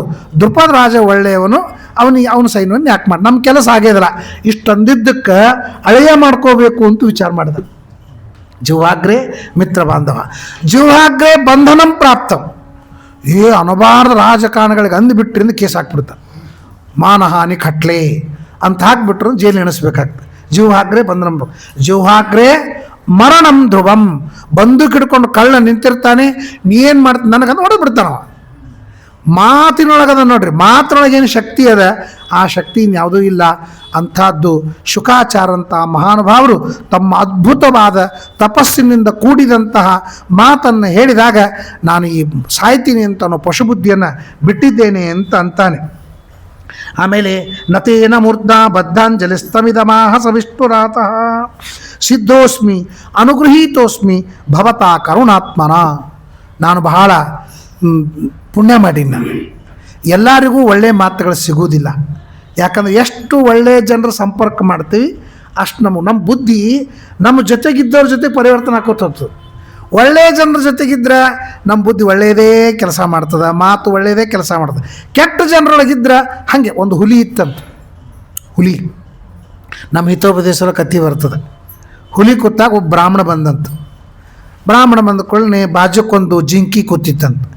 ಜಿಂಕಿ ಹೇಳ್ತಂತ, ಹುಲಿರಾಜ ಎಷ್ಟು ಪಾಪ ಮಾಡಿದಿ, ಎಷ್ಟು ಮಂದಿನ ಕೊಂದಿದಿ, ಎಷ್ಟು ಬಂಗಾರ ಕದ್ದಿದಿ. ಒಬ್ಬ ಬ್ರಾಹ್ಮಣ ಬಂದನ, ಶ್ರೇಷ್ಠ ಬ್ರಾಹ್ಮಣ, ಬಂಗಾರ ದಾನ ಮಾಡಿಬಿಡಪ್ಪ, ಎಲ್ಲ ಪಾಪಗಳು ನಷ್ಟ ಆಗ್ಬಿಡ್ತಾವೆ, ನೀನು ಮಾಡಿದ ಪಾಪದ ಪೆನಾಲ್ಟಿ ಅಂತಂದಂತು. ಪಾಪ ಹುಲಿ ಹೋಗಿ ಒಳಗೆ ಏನು ಬಂಗಾರ ಬೆಳ್ಳಿ ಇತ್ತು ಅದನ್ನೆಲ್ಲ ತಂದು ಬ್ರಾಹ್ಮಣಿಗೆ ಕೊಟ್ಟು ಇದನ್ನು ನಮ್ಮಮ್ಮ ಅಂತ ಹೇಳಿಬಿಟ್ಟಂತ. ಬ್ರಾಹ್ಮಣ ಗಂಟು ತುಂಬಿಕೊಂಡು ಬಂದ, ಬ್ಯಾಂಕ್ನೊಳಗೆ ಇಟ್ಟ, ದುಡ್ಡು ಬಂತು, ಮನೆ ಕಟ್ಟಿಸ್ದ, ಅರಿಮನೆ ಕಟ್ಟಿಸ್ದ. ಬಾಜುಕೊಬ್ಬತ್ತು ಬ್ರಾಹ್ಮಣಂದ, ನಾನೂ ಶ್ರಾದ್ದ ಮಾಡಿಸ್ತೀನಿ, ನೀನೂ ಶ್ರಾದ್ದ ಮಾಡಿಸ್ತಿ, ಇಷ್ಟು ದೊಡ್ಡ ಮನೆ ನಿನಗೆ ಎಲ್ಲಿಂದ ಬಂತು? ಪಾಪ ಇದ್ದದ್ದು ಹೇಳ್ದ, ಇಲ್ಲ ಒಂದು ಹುಲಿ ಅದ, ಆ ಹುಲಿ ನನಗೆ ಬಂಗಾರ ದಾನ ಮಾಡ್ತು, ಬ್ರಾಹ್ಮಣರಿಗೆ ಹುಲಿ ದಾನ ಮಾಡ್ಲಿಕ್ಕತ್ತದಂತ. ಇವಂದ ನಾನು ಯಾಕೆ ಹೋಗಬಾರ್ದು ವಿಚಾರ ಮಾಡಿದ. ಯಾವಾಗ ಇವ ಹೋಗಿದ್ದ ಆಗ ಹುಲಿ ಬಾಜುಕ್ಕೊಂದು ನರಿ ಕೂತಿತ್ತಂತ. ನರಿ ಹೇಳ್ತಂತ, ಹುಲಿ ಮನುಷ್ಯರ ಮಾಂಸ ಸಿಗುವುದೇ ಕಷ್ಟ, ಅದರೊಳಗೆ ಬ್ರಾಹ್ಮಣ ಬಂದಾನ, ನಿತ್ಯ ಒಬ್ಬೊಬ್ಬರ ಮನೆ ಊಟ ಹೋಗಿ ಪಂಚಭಕ್ಷ ಪರಮಾನ ಹೊಡೆದಿರ್ತಾನೆ, ಇನ್ನು ಮಾಂಸ ಸಿಗೋದು ಎಷ್ಟು ಕಷ್ಟ. ನೀನು ಒಂದೇ ಮಿನಿಟ್ ಜಿಗಂತ ಹುಲಿ ತಣ್ಣಂತ ಜಗದ ಬ್ರಾಹ್ಮಣನ ಕೊಂದು ಮಾಂಸ ತಿಂತಾನೆ. ನೋಡ್ರಿ, ಯಾವ ಹುಲಿ ಬ್ರಾಹ್ಮಣನಿಗೆ ದಾನ ಮಾಡಿತ್ತು ಅದೇ ಹುಲಿ ಬ್ರಾಹ್ಮಣನನ್ನು ಕೊಂದು ಸಂಹಾರ ಮಾಡ್ತಂತೆ. ಕಾರಣ ಏನು ಅಂದರೆ ಬಾಜೋಕಿದ್ದವ್ರ ಪ್ರಭಾವ. ಒಂದು ಬಾಜೋಕ ಜಿಂಕಿದ್ದಾಗ ದಾನ ಮಾಡಬೇಕು ಅಂತ ಬುದ್ಧಿ ಬಂತು, ನರಿ ಇದ್ದಾಗ ಅವನು ನಾಶ ಮಾಡಬೇಕು ಅಂತ ಬುದ್ಧಿ ಬಂತಂತೆ. ಆದ್ದರಿಂದ ಸಜ್ಜನರ ಸಂಘ ಜೀವನದೊಳಗೆ ಅತ್ಯಂತ ಅವಶ್ಯಕವಾದದ್ದು. ಅದನ್ನು ತೋರಿಸ್ಲಿಕ್ಕಾಗಿ ಶುಕಾಚಾರ್ಯ ಇದ್ದಾರೆ ನೋಡಿ. ಅಶ್ವತ್ಥಾಮಾಚಾರ್ಯ ರುದ್ರದೇವರು, ದುರ್ವಾಸರು ರುದ್ರದೇವರು, ಶುಕಾಚಾರ್ಯ ರುದ್ರ. ಭಾಗವತದೊಳಗೆ ರುದ್ರದೇವರು 3 ಅವತಾರ ಬರ್ತದೆ. ಅದರೊಳಗೆ ಅಶ್ವತ್ಥಾಮಾಚಾರ್ಯದ ಎಂಥದ್ದು, ದುಷ್ಟ ಜನರ ಸಂಘ ಹೆಂಗಿರ್ತದೆ, ದುಷ್ಟ ಜನರೊಳಗೆ ಸೇರ್ಕೊಂಡೇವಿ ಅಂತಂದ್ರೆ ಹೊರಗೆ ಬರಲಿಕ್ಕಾಗೋದಿಲ್ಲ. ದುಷ್ಟ ಜನರ ಸಂಘ ಹೆಂಗೆ ಸ್ಟಾರ್ಟ್ ಆಗ್ತದೆ? ಹಾಲಿನಿಂದ ಸ್ಟಾರ್ಟ್. ಅದರಿಂದ ಅಲ್ಕೋ ಹಚ್ತಿರೋ ಇಲ್ಕೋ ಹಚ್ತಿರೋ, ಹಾಲಿನಿಂದ ಪ್ರಾರಂಭವಾಗ್ತದೆ. ಏನು ದುರ್ಯೋಧನ ಏನು ಮಾಡ್ದ? ಅಶ್ವತ್ಥಾಮಾಚಾರ್ಯ ಕುಡಿಲಿಕ್ಕೆ ಹಾಲು ಕೊಟ್ಟ, ಹಾಲಿನ ರುಚಿ ಹತ್ತು, ಹಾಲಿನ ರುಚಿಯಿಂದ ದುಷ್ಟ ದುರ್ಯೋಧನ ಸಂಘ ಮಾಡ್ದ, ಹೊರಗೆ ಬರಲಿಕ್ಕಾಗಲಿಲ್ಲ. ಶುಕಾಚಾರ್ಯ ಏನು ಮಾಡಿದರು? ಸಜ್ಜನರ ಸಂಘದೊಳಗಿದ್ದರು, ಜಗತ್ತನ್ನೇ ಉದ್ಧಾರ ಮಾಡತಕ್ಕಂತಹ. ಅದಕ್ಕೆ ಸಜ್ಜನರ ಸಂಘ ಹೆಂಗಿರ್ತದೆ, ದುರ್ಜನರ ಸಂಘ ಹೆಂಗಿರ್ತದೆ ಅಂತ ತೋರಿಸ್ಲಿಕ್ಕಾಗಿ ರುದ್ರದೇವರು 2 ಅವತಾರ, ಒಂದು ಅಶ್ವತ್ಥಾಮಾಚಾರ್ಯ, ಇನ್ನೊಂದು ಶುಕಾಚಾರ್ಯ. ಭಗವದ್ಭಕ್ತರಿಗೆ ಪೀಡೆಯನ್ನು ಕೊಡಬಾರ್ದು. ನಿನಗವ್ರಿಗೆ ಒಳ್ಳೇದು ಮಾಡ್ಲಿಕ್ಕಾಗ್ತಿತ್ತು, ಒಳ್ಳೇದು ಮಾಡು, ಒಳ್ಳೇದು ಮಾಡ್ಲಿಕ್ಕಾಗಲಿಲ್ಲ ಅಂದರೆ ಪೀಡೆ ಮಾತ್ರ ಕೊಡಬೇಡ ಅಂತಲಿಕ್ಕೆ ದುರ್ವಾಸರು. ಕೊಟ್ಟಂ ಶೋಪನ ವಿದ್ಯತೆ ಅಂತ ಶ್ರೀಮದಾಚಾರ್ಯ ಹೇಳ್ತಾರೆ. ಅಂಬರೀಷ ಒಬ್ಬ ಸಾಮಾನ್ಯ ರಾಜ, ದುರ್ವಾಸರು ರುದ್ರದೇವರ ಅವತಾರ. ಅವರಿಗೇನು ಸೋಲಿಸ್ತಾನೆ? ಸಂಬಂಧ ಇಲ್ಲ. ಆದರೆ ದುರ್ವಾಸರೇ ಬೇಕು ಅಂತ ಜಗತ್ತಿಗೆ ಒಬ್ಬ ಭಕ್ತನಿಗೆ ಪೀಡೆಯನ್ನು ಕೊಟ್ಟರೆ ಏನು ಪರಿಸ್ಥಿತಿ ಆಗ್ತದೆ ಅಂತ ಅನ್ನೋದಕ್ಕಾಗಿ ಆ ರೀತಿಯಾಗಿ ನಟನೆಯನ್ನು ಮಾಡಿದಂತಹ ರುದ್ರದೇವರು 3 ಅವತಾರಗಳಿಂದ ಭಾಗವತದಲ್ಲಿ ನಮಗೆ ಕಾಣಿಸ್ತಾರೆ. ಅಂತಹ ಶುಕಾಚಾರ್ಯರು ಏನು ಅವರಿಗೆ ಅಭಿಮಾನನೇ ಇಲ್ಲ. ವೇದವ್ಯಾಸದೇವರು ವಿರಹಕಾತವ ಆಜುಹಾವ ಪುತ್ರೇತಿ ತನ್ಮಯತೆಯ ತರವೋಬಿನೇದು ಹೇಳ್ತಾರೆ. ಗರ್ಗ ಸಂಹಿತಾದೊಳಗೆ ಶುಕಾಚಾರ್ಯರು ಗರ್ಭದೊಳಗೆ ಪಿಂಗಲ ಅಂತ ವೇದವ್ಯಾಸದೇವರು ಹೆಣ್ತಂತೆ. ಅವಳ ಹೊಟ್ಟೆಯೊಳಗೆ ಶುಕಾಚಾರ್ಯರು ಇದ್ರಂತೆ. ಶುಕಾಚಾರ್ಯ ಇದ್ದಾಗ ಹೊರಗೆ ಬಾ ಅಂತ 10 ತಿಂಗಳ ಮಕ್ಕಳು ಹೊರಗೆ ಬರಬೇಕಲ್ಲ ಗರ್ಭದಿಂದ, ಹೊರಗೆ ಬಾ ಅಂತ ವೇದವ್ಯಾಸರು. ನಾವು ಹೊರಗೆ ಬರಂಗಿಲ್ಲ ಅಂತ ಶುಕಾಚಾರ್ಯ. ಅಲ್ಲೇ ಅಪ್ಪ ಮಕ್ಕಳು ಜಗಳ. ಯಾಕೆ ಬರುವುದಿಲ್ಲ? ಇಲ್ಲ, ನಾನು ಹೊರಗೆ ಬಂದಂದ್ರೆ ಅಕ್ಕ ತಂಗಿ ಅಣ್ಣ ತಮ್ಮ ಅಪ್ಪ ಅಮ್ಮ ಅಂತ ಅನ್ನುವ ಈ ಅಭಿಮಾನದೊಳಗೇನೆ ಜೀವನ ಹೋಗಿಬಿಡ್ತದೆ.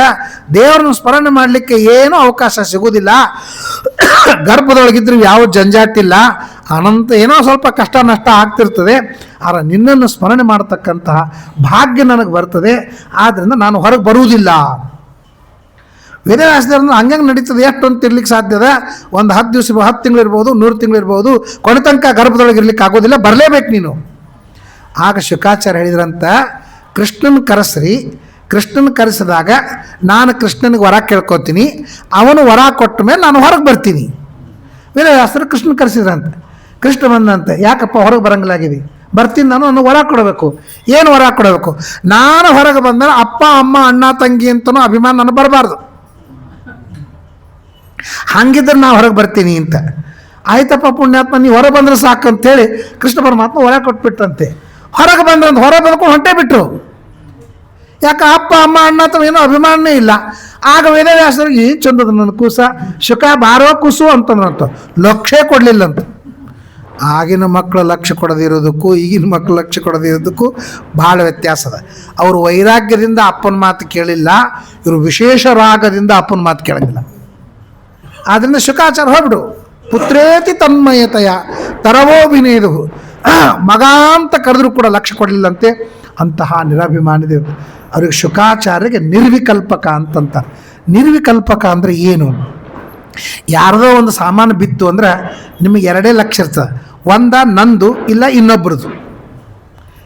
ಈ ವಸ್ತು ನಂದು ಅಂತಾದರೂ ಇರ್ತದೆ ನಿಮ್ದಿದ್ರೆ. ನಿಮ್ದಿದ್ದಿದ್ದಿಲ್ಲ ಅಂದ್ರೆ ಏನಿರ್ತದೆ? ಯಾರ್ದೋ ಪುರಾಣಕ್ಕೆ ಬಂದವ್ರದ್ದು ಯಾರ್ದೋ ಇರ್ಬೋದು. ಆದರೆ 3ನೇದು ನಿಮ್ಮ ತಲೆಗೆ ಬರಂಗಿಲ್ಲ, ಇದು ಭಗವಂತಂದು ಅಂತ ಬರಂಗಿಲ್ಲ. ಈಶಾವಾಸಮಿದಂ ಸರ್ವಂ ಯತ್ಕಿಂಚ ಜಗತ್ಯಾಂ ಜಗತ್ತ ಬರಂಗೇ ಇಲ್ಲ. ಶುಕಾಚಾರ್ಯ ಏನು ಬರ್ತಿತ್ತು ಅಂದ್ರೆ ದೇವ್ರದ್ದು ಅಂತ. ದೇವರು ಕೊಟ್ಟ ಹಾಲನ್ನು ನಾನು ಕುಡಿತಾ ಇದ್ದೀನಿ, ದೇವರು ಕೊಟ್ಟಂಥ ಬೆಣ್ಣೆ ಇದೆ ಅದನ್ನು ನಾನು ತಗೋತಾ ಇದ್ದೀನಿ, ದೇವರ ಮನೆಯಲ್ಲೇ ನಾನು ಓಡಾಡ್ತೀನಿ. ಹಿಂಗೆ ತಲೆಗಂತ ನಮ್ಮ ಮನ್ಯಾಗ ಓಡಾಡ್ತೀನಿ, ನಿಮ್ಮ ಮನ್ಯಾಗ ಓಡಾಡ್ತೀನಿ, ನಮ್ಮ ಮನೆಗೆ ಬರ್ರಿ, ನಿಮ್ಮ ಮನೆಗೆ ಬರ್ರಿ, ಏನೂ ಇಲ್ಲೇ ಇಲ್ಲ. ಶುಕಾಚಾರ ಹೆಂಡತಿಗೆ ಅರ್ಶಿನ ಕುಂಕುಮ ಕರೆಯೋರೇ ಯಾರೂ ಇಲ್ಲ. ಯಾಕಂದ್ರೆ ನಮ್ಮ ಮನೆ ನಿಂತಿದ್ರೆ ಕರಿಬೇಕಲ್ಲ. ಆ ರೀತಿಯಾಗಿ ಶುಕಾಚಾರ ವಿರಕ್ತರಾದ್ಯರಂತೆ. ಅಂತಹ ನೋಡಿ, ಸತ್ಯಾತ್ಮ ತೀರ್ಥರಂತಹ ಮಹಾಸ್ವಾಮಿಗಳು ಯಾರ್ಯಾರಿದ್ದಾರೋ ಅವರ ಮಾತನ್ನು ಕೇಳಿದಾಗ ನಮ್ಮ ಮೇಲೆ ಪರಿಣಾಮ ಹೆಂಗಾಗ್ತದೆ? ಯಾಕಂದ್ರೆ ಅವ್ರು ಹಂಗಿರ್ತಾರೆ, ನಾವು ಹಂಗಿರಂಗಿಲ್ಲ. ನಮ್ಮ ಮಾತು ನಿಮ್ಮ ಮೇಲೆ ಹೆಂಗೆ ಪ್ರಭಾವ ಆಗ್ತದೆ? ಮನುಷ್ಯ ನಾವು ಹೆಂಗಿರ್ತೀವಿ ನಮ್ಮ ಮಾತಿನ ಪ್ರಭಾವ ನಿಮ್ಮ ಮೇಲೆ ಆಗ್ತದೆ. ನಮ್ಮಲ್ಲಿ ಒಬ್ಬಕ್ಕೆ ಶಿವಮೊಗ್ಗ ಅದನ್ನು ಕೀರ್ತನೆ ಹೇಳಿಕೆ ಅಂತ ಬಂದಿದ್ಲು. ಭಾರಿ ಸ್ಟ್ರಾಂಗ್ ಇದ್ಲಕ್ಕಿ. ನಿಮ್ಮನ್ನು ಅಂಜಿಸಿ ಎದ್ದು ಓಡಿಸ್ತೀನಿ ಚಾಲೆಂಜ್ ಮಾಡ್ತಿದ್ಲು. 1 ಮಿನಿಟ್ನಾಗ ಆಕಿ ಅಂಜಿಸ್ತಿದ್ಲು. ನಾವು ಎದ್ದಲ್ಲಿ ತನಕ ಓಡ್ತಿದ್ದೆವು ವಿದ್ಯಾರ್ಥಿಗಳು. ಮತ್ತೆ ಇಲ್ಲಿ ಬಂದು ಕೂಡ್ತಿದ್ದೆ. ಅಷ್ಟು ಚಾಲೆಂಜ್ ಮಾಡಿ ಅಷ್ಟು ಚಂದ ಸುನೋದು. ಮಜ್ಜಿಗೆ ಹುಳಿ ಒಂದೇನೋ ಕತ್ತಿ ಹೇಳ್ತಿದ್ದು, ಮಜಾ ಹೇಳ್ತಿದ್ಲು.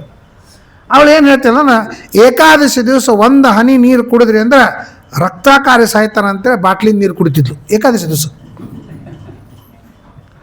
ಏಕಾದಶಿ ದಿವಸ ಏನೂ ತಿನ್ನಬಾರ್ದು ಅಂತಂದ್ಲು. ಪಟ್ ಅಂತ ಯಾಲಕ್ಕಿ ಮತ್ತು ಲವಂಗ ಮತ್ತು ಕಲಸಕ್ಕೆ ಬ್ಯಾಗ್ ಹಾಕೋತಿದ್ಲು.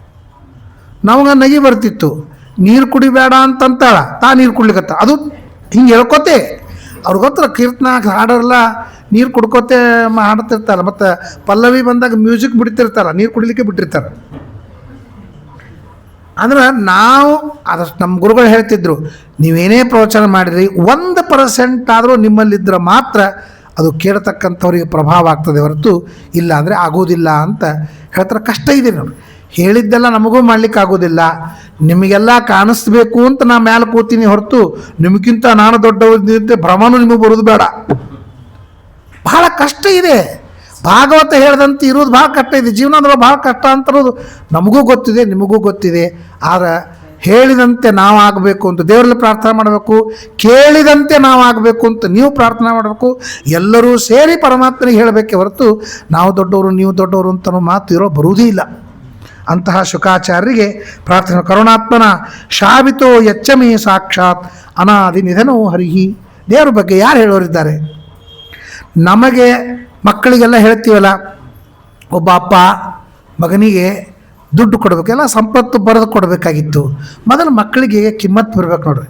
ದುಡ್ಡು ಅಂದರೆ ಏನು, ನಮ್ಮಪ್ಪ ಎಷ್ಟು ಕಷ್ಟಪಟ್ಟಿರ್ತಾನೆ ಅವು ಕಲ್ಪನಾ ಬರಬೇಕಲ್ಲ. ಅದಕ್ಕೆ ಅಪ್ಪ ಒಂದು ಪರೀಕ್ಷೆ ಇಟ್ಟ. ಏನು ಪರೀಕ್ಷೆ ಇಟ್ಟ ಅಂದರೆ, ನೋಡಪ್ಪ 2 ರೂಪಾಯಿ ತಂದು ನನಗೆ ಕೊಡಬೇಕು, ಕೊಟ್ಟು ನೀನು ಊಟ ಮಾಡಬೇಕು. ಎಸ್ ಅಂದ ಅವನಿಗೇನು 2 ರೂಪಾಯಿ ಜುಜುಬಿ. ಅವೇನು ಮಾಡ್ದ, ಅವನ ಹತ್ರ ಹೋದ, ಅಮ್ಮ ನನಗೆ 2 ರೂಪಾಯಿ ಬೇಕಾಗ್ಯಾವಂತದ. ಅಮ್ಮ ಅಲ್ಲಿ ಸಾಸಿವೆ ಡಬ್ಬಿ ಒಳಗೆ ಹಿಂಗಿನ ಡಬ್ಬಿ ಒಳಗೆ ಇಟ್ಟಿದ್ದಿರ್ತಾವಲ್ಲ ಬ್ಲ್ಯಾಕ್ ಮನಿ, ಅದನ್ನು ಕೊಟ್ಲಕ್ಕೆ 2 ರೂಪಾಯಿ ಕೊಟ್ಲು. ತಂದ ಅಪ್ಪನ ಕೈ ಕೊಟ್ಟ. ಅಪ್ಪ ಭಾವಿ ಹತ್ರ ನಿಂತಿದ್ದ. ಅವು 2 ರೂಪಾಯಿನ ಭಾವಿಯಾಗ ಒಗದ ಊಟ ಮಾಡಿ ಹೋಗು ಅಂತ. ಇವನು ಬಂದ ಊಟ ಮಾಡ್ದ. 1 ದಿವ್ಸ ನಡೀತು, 2 ದಿವ್ಸ ನಡೀತು, 3 ದಿವ್ಸ ನಡೀತು. ಡಬ್ಬ್ಯಾಗ ಎಷ್ಟಂತ ತುಳಿಲಿಕ್ಕೆ ಸಾಧ್ಯದ? ಒಂದು ದಿವ್ಸ ತಾಯಿ ಅಂದ್ಲು, ಇವತ್ತು ನನ್ನ ಹತ್ರ 1 ನಯ ಪೈಸೆ ಇಲ್ಲಪ್ಪ, ನಾನು ಕೊಡ್ಲಿಕ್ಕೆ ಆಗೋದಿಲ್ಲ ಅಂತಂದಾಗ 2 ರೂಪಾಯಿ ಕೊಡಬೇಕು, ಊಟ್ರೆ ಆಗಬೇಕು, ಹೆಂಗೆ ಅಂಥೇಳಿ ಮನೆ ಬಿಟ್ಟು ಹೊರಟ. ಇಟಂಗಿ ಎತ್ತದ, ಕಲ್ಲು ಎತ್ತದ, ಸಿಮೆಂಟ್ ಎತ್ತದ, ದುಡ್ದ, ಬೆವರು ಸುರಿಸಿ ಸಾಯಂಕಾಲ ಆಗೋದಕ್ಕಾಗಿ 2 ರೂಪಾಯಿ ಅವನ ಕೈಯಲ್ಲಿ ಬಂತು. ತಂದು ಅಪ್ಪನ ಕೈಯಾಗಿ ಕೊಟ್ಟ. ಅಪ್ಪ ಯಥಾ ಪ್ರಕಾರ ಬಾವಿಯೊಳಗೆ ಒಗಿಬೇಕು ಅಂತಂದಾಗ ಅಪ್ಪನ ಕೈ ಹಿಡಿತಾನೆ. ಅಪ್ಪ, ಇವು 2 ರೂಪಾಯಿ ನೀವು ಒಗಿಲಿಕ್ಕೆ ಹೋಗಬೇಡ, ನಾನು ಭಾಳ ಕಷ್ಟಪಟ್ಟು ಈ 2 ರೂಪಾಯಿ ಗಳಿಸೀನಿ ಅಂಥೇಳಿ ಅವನು ಹೇಳಿದಾಗ ಅವನು ಹೇಳ್ತಾನೆ, ಅಪ್ಪನ ಕಡೆಯಿಂದ ಏನು ದುಡ್ಡು ಬರ್ತಾವ, ಅವ್ರ ಅಪ್ಪ ಎಷ್ಟು ಕಷ್ಟಪಟ್ಟಾನ ಅಂತರೋದು ಮಗನಿಗೆ ಗೊತ್ತಿರಬೇಕಾಗ್ತದೆ. ಅದು ಗೊತ್ತಿಲ್ಲ ಅಂದ್ರೆ ನೀರು ಹರಿದಂಗೆ ಖರ್ಚು ಮಾಡ್ತಾರೆ. ಇವತ್ತು ನಿನಗೆ ಒಂದು 2 ರೂಪಾಯಿ ಗಳಿಸೋದು ಎಷ್ಟು ಕಷ್ಟ ಅಂತರದು ಗೊತ್ತಾಯ್ತಲ್ಲ, ನಂದೆಲ್ಲ ಹೊಲ ಮನೆ ನಿನಗೆ ಬರೆದು ಕೊಡ್ತೀನಿ ಅಂತೇಳಿ ಹೇಳ್ತಾನಂತೆ. ಹಂಗೆ ಈ ನಮ್ಮ ಜೀವನ ಏನು, ದೇವ್ರು ನಮಗೇನು ಉಪಕಾರ ಮಾಡ್ಯಾನ, ನಮಗೇನು ಕೊಟ್ಟಾನ ಅಂತ ಅನ್ನೋದನ್ನು ನಮಗೆ ಗೊತ್ತೇ ಇಲ್ಲ. ಹೇಳ್ತೇವೆ, ಸ್ನಾನ ಮಾಡ್ತೀವಿ, ಊಟ ಮಾಡ್ತೀವಿ, ಫಲಾರ ಮಾಡ್ತೇವೆ, ಮಲ್ಕೋತೀವಿ, ಜಳಕಡಿ ಎಲ್ಲ ಇವೇ ನಡೀತಾ ಹೊರತು, ಆದರೆ ದೇವರಿಂದ ನನಗೇನು ಉಪಕಾರ ಆಯಿತು, ಇಷ್ಟೆಲ್ಲ ಜೀವನ ಕೊಟ್ಟಂಥ ಭಗವಂತ ಏನು ಉಪಕಾರ ಮಾಡಿದ್ದಾನೆ ಅಂತ ಹೇಳೋರು ಯಾರು? ಹೇಳೋರು ಬೇಕಲ್ವಾ? ಗುರುಗಳು ಹೇಳ್ತಾರೆ. ಗುರುಗಳು ಹೇಳಬೇಕು ಅಂತಂದಾಗ ಆಗ ನಮಗೆ ಗೊತ್ತಾಗ್ತದೆ, ಓ ದೇಹದ ಮಹತ್ವ ಎಷ್ಟದ, ಜೀವನದ ಮಹತ್ವ ಎಷ್ಟದ ಅಂತನ್ನೋದು ನಮಗೆ ಗೊತ್ತಾಗ್ತದಲ್ಲ. ಆ ಉಪಕಾರವನ್ನು ಅವರು ಗುರುಗಳು ತಮ್ಮ ಮಾತಿನಿಂದ ಕೊಟ್ಟಿರ್ತಾರೆ ಅಂತ ಅನ್ನೋದಕ್ಕಾಗಿ ಅವರಿಗೆ ಕಿಮ್ಮತ್ತು ಬಂಗಾರವನ್ನು ಕವಚ ಮಾಡಿ ಪೃಥ್ವಿಯನ್ನು ಕೊಟ್ಟರು ಕೂಡ ಬರುವುದಿಲ್ಲ ಅಂತ ಉಪನಿಷತ್ತು ಹೇಳ್ತದೆ. ಆದರೆ ನಿಮಗೇನು ಕೊಡಲಿಕ್ಕೆ ಆಗೋದಿಲ್ಲ, ನಾನು ನಮಸ್ಕಾರವನ್ನು ಮಾಡ್ತೇನೆ ಅಂತ ಸಾಷ್ಟಾಂಗ ನಮಸ್ಕಾರವನ್ನು ಮಾಡ್ತಾನೆ. ರುಕ್ಮಿಣಿಯು ಹಾಗೆ ಅಂದು, ನಾನು ಕೃಷ್ಣನ ಒಪ್ಪಿಸ್ಕೊಂಡು ಬಂದಾನಂತಂದಮೇಲೆ ಬ್ರಾಹ್ಮಣಿಗೆ ಏನು ಕೊಡಬೇಕು ಅಂತೇಳಿ ತಲೆಬಾಗಿ ನಮಸ್ಕಾರವನ್ನು ಮಾಡ್ತಾಳಂತ. ಏನು ಕೊಡಲಿಕ್ಕೆ ಆಗ್ತದೆ ನಮಸ್ಕಾರಕ್ಕಿಂತ? ಅದಕ್ಕೆ ಉಪನಿಷತ್ತು, ಈಶಾವಾಸ್ಯೋಪನಿಷತ್ತು ಎಲ್ಲ ಹೇಳಿದ ಮೇಲೆ ಕೊನೆಗೆ ಏನು ಹೇಳ್ತಾ, ಅಗ್ನೇನಯ ಸುಪತಾರಾಜೆ ಅಸ್ಮಾನ್ ವಿಶ್ವಾನಿ ದೇವೋ ವೇನಾನಿ ವಿದ್ವಾನ್ ಯೋಧ್ಯಸ್ಮ ಝುರಾಣಮೇನು ಭೂಯಿಷ್ಠಾಂತೇ ನಮ್ಮ ಉಕ್ತಿಂಬಿದೇಮ. ನಾನು ನೀವು ಉಪನಿಷತ್ತಿಗೆ ದೇವ್ರಿಗಂತ ಇಷ್ಟೆಲ್ಲ ಉಪಕಾರ ಮಾಡಿದ್ದಿ, ಉಪದೇಶ ಮಾಡಿದ್ದಿ, ನಿನಗೆ ನನಗೇನು ಕೊಡ್ಲಿಕ್ಕೆ ಆಗ್ತದೆ ಅಂದ್ರೆ ನಾನು ನಮಸ್ಕಾರವನ್ನು ಅಷ್ಟೇ ಮಾಡ್ತೇನೆ ಹೊರತು ಇದಕ್ಕಿಂತ ಹೆಚ್ಚು ಕೊಡ್ಲಿಕ್ಕೆ ಆಗೋದಿಲ್ಲ ಅಂಥೇಳಿ ಶುಕಾಚಾರ್ಯರಿಗೆ ಭಾಗವತ ಉಪದೇಶ ಮಾಡಿದಂತಹ ಮಹಾನುಭಾವರಿಗೆ ಅವನು ನಮಸ್ಕಾರವನ್ನು ಮಾಡ್ತಾನೆ. ನಾತ್ಯದ್ಭುತ ಮಿದಮ್ಮನ್ನೇ ಮಹತಾಂ ಅಚ್ಯುತಾತ್ಮನಾಮ್ ಅಂಥೇಳಿ ಅವನು ಶುಕಾಚಾರ್ಯರು ಪರೀಕ್ಷಿತ ರಾಜನ ಹೊಗಳ್ತಾರಂತ. ಇಡೀ ಭಾಗವತದೊಳಗೆ ಯಾರ ಪ್ರಶ್ನೆ ಮಾಡಿದ್ದಾರೆ, ಪ್ರತಿಯೊಂದು ಪ್ರಶ್ನೋತ್ತರದೊಳಗೆ ಪ್ರಶ್ನೆ ಮಾಡಿದವರು ಹೊಗಳೇನೇ ಉತ್ತರ ಕೊಟ್ಟಿದ್ದಾರೆ.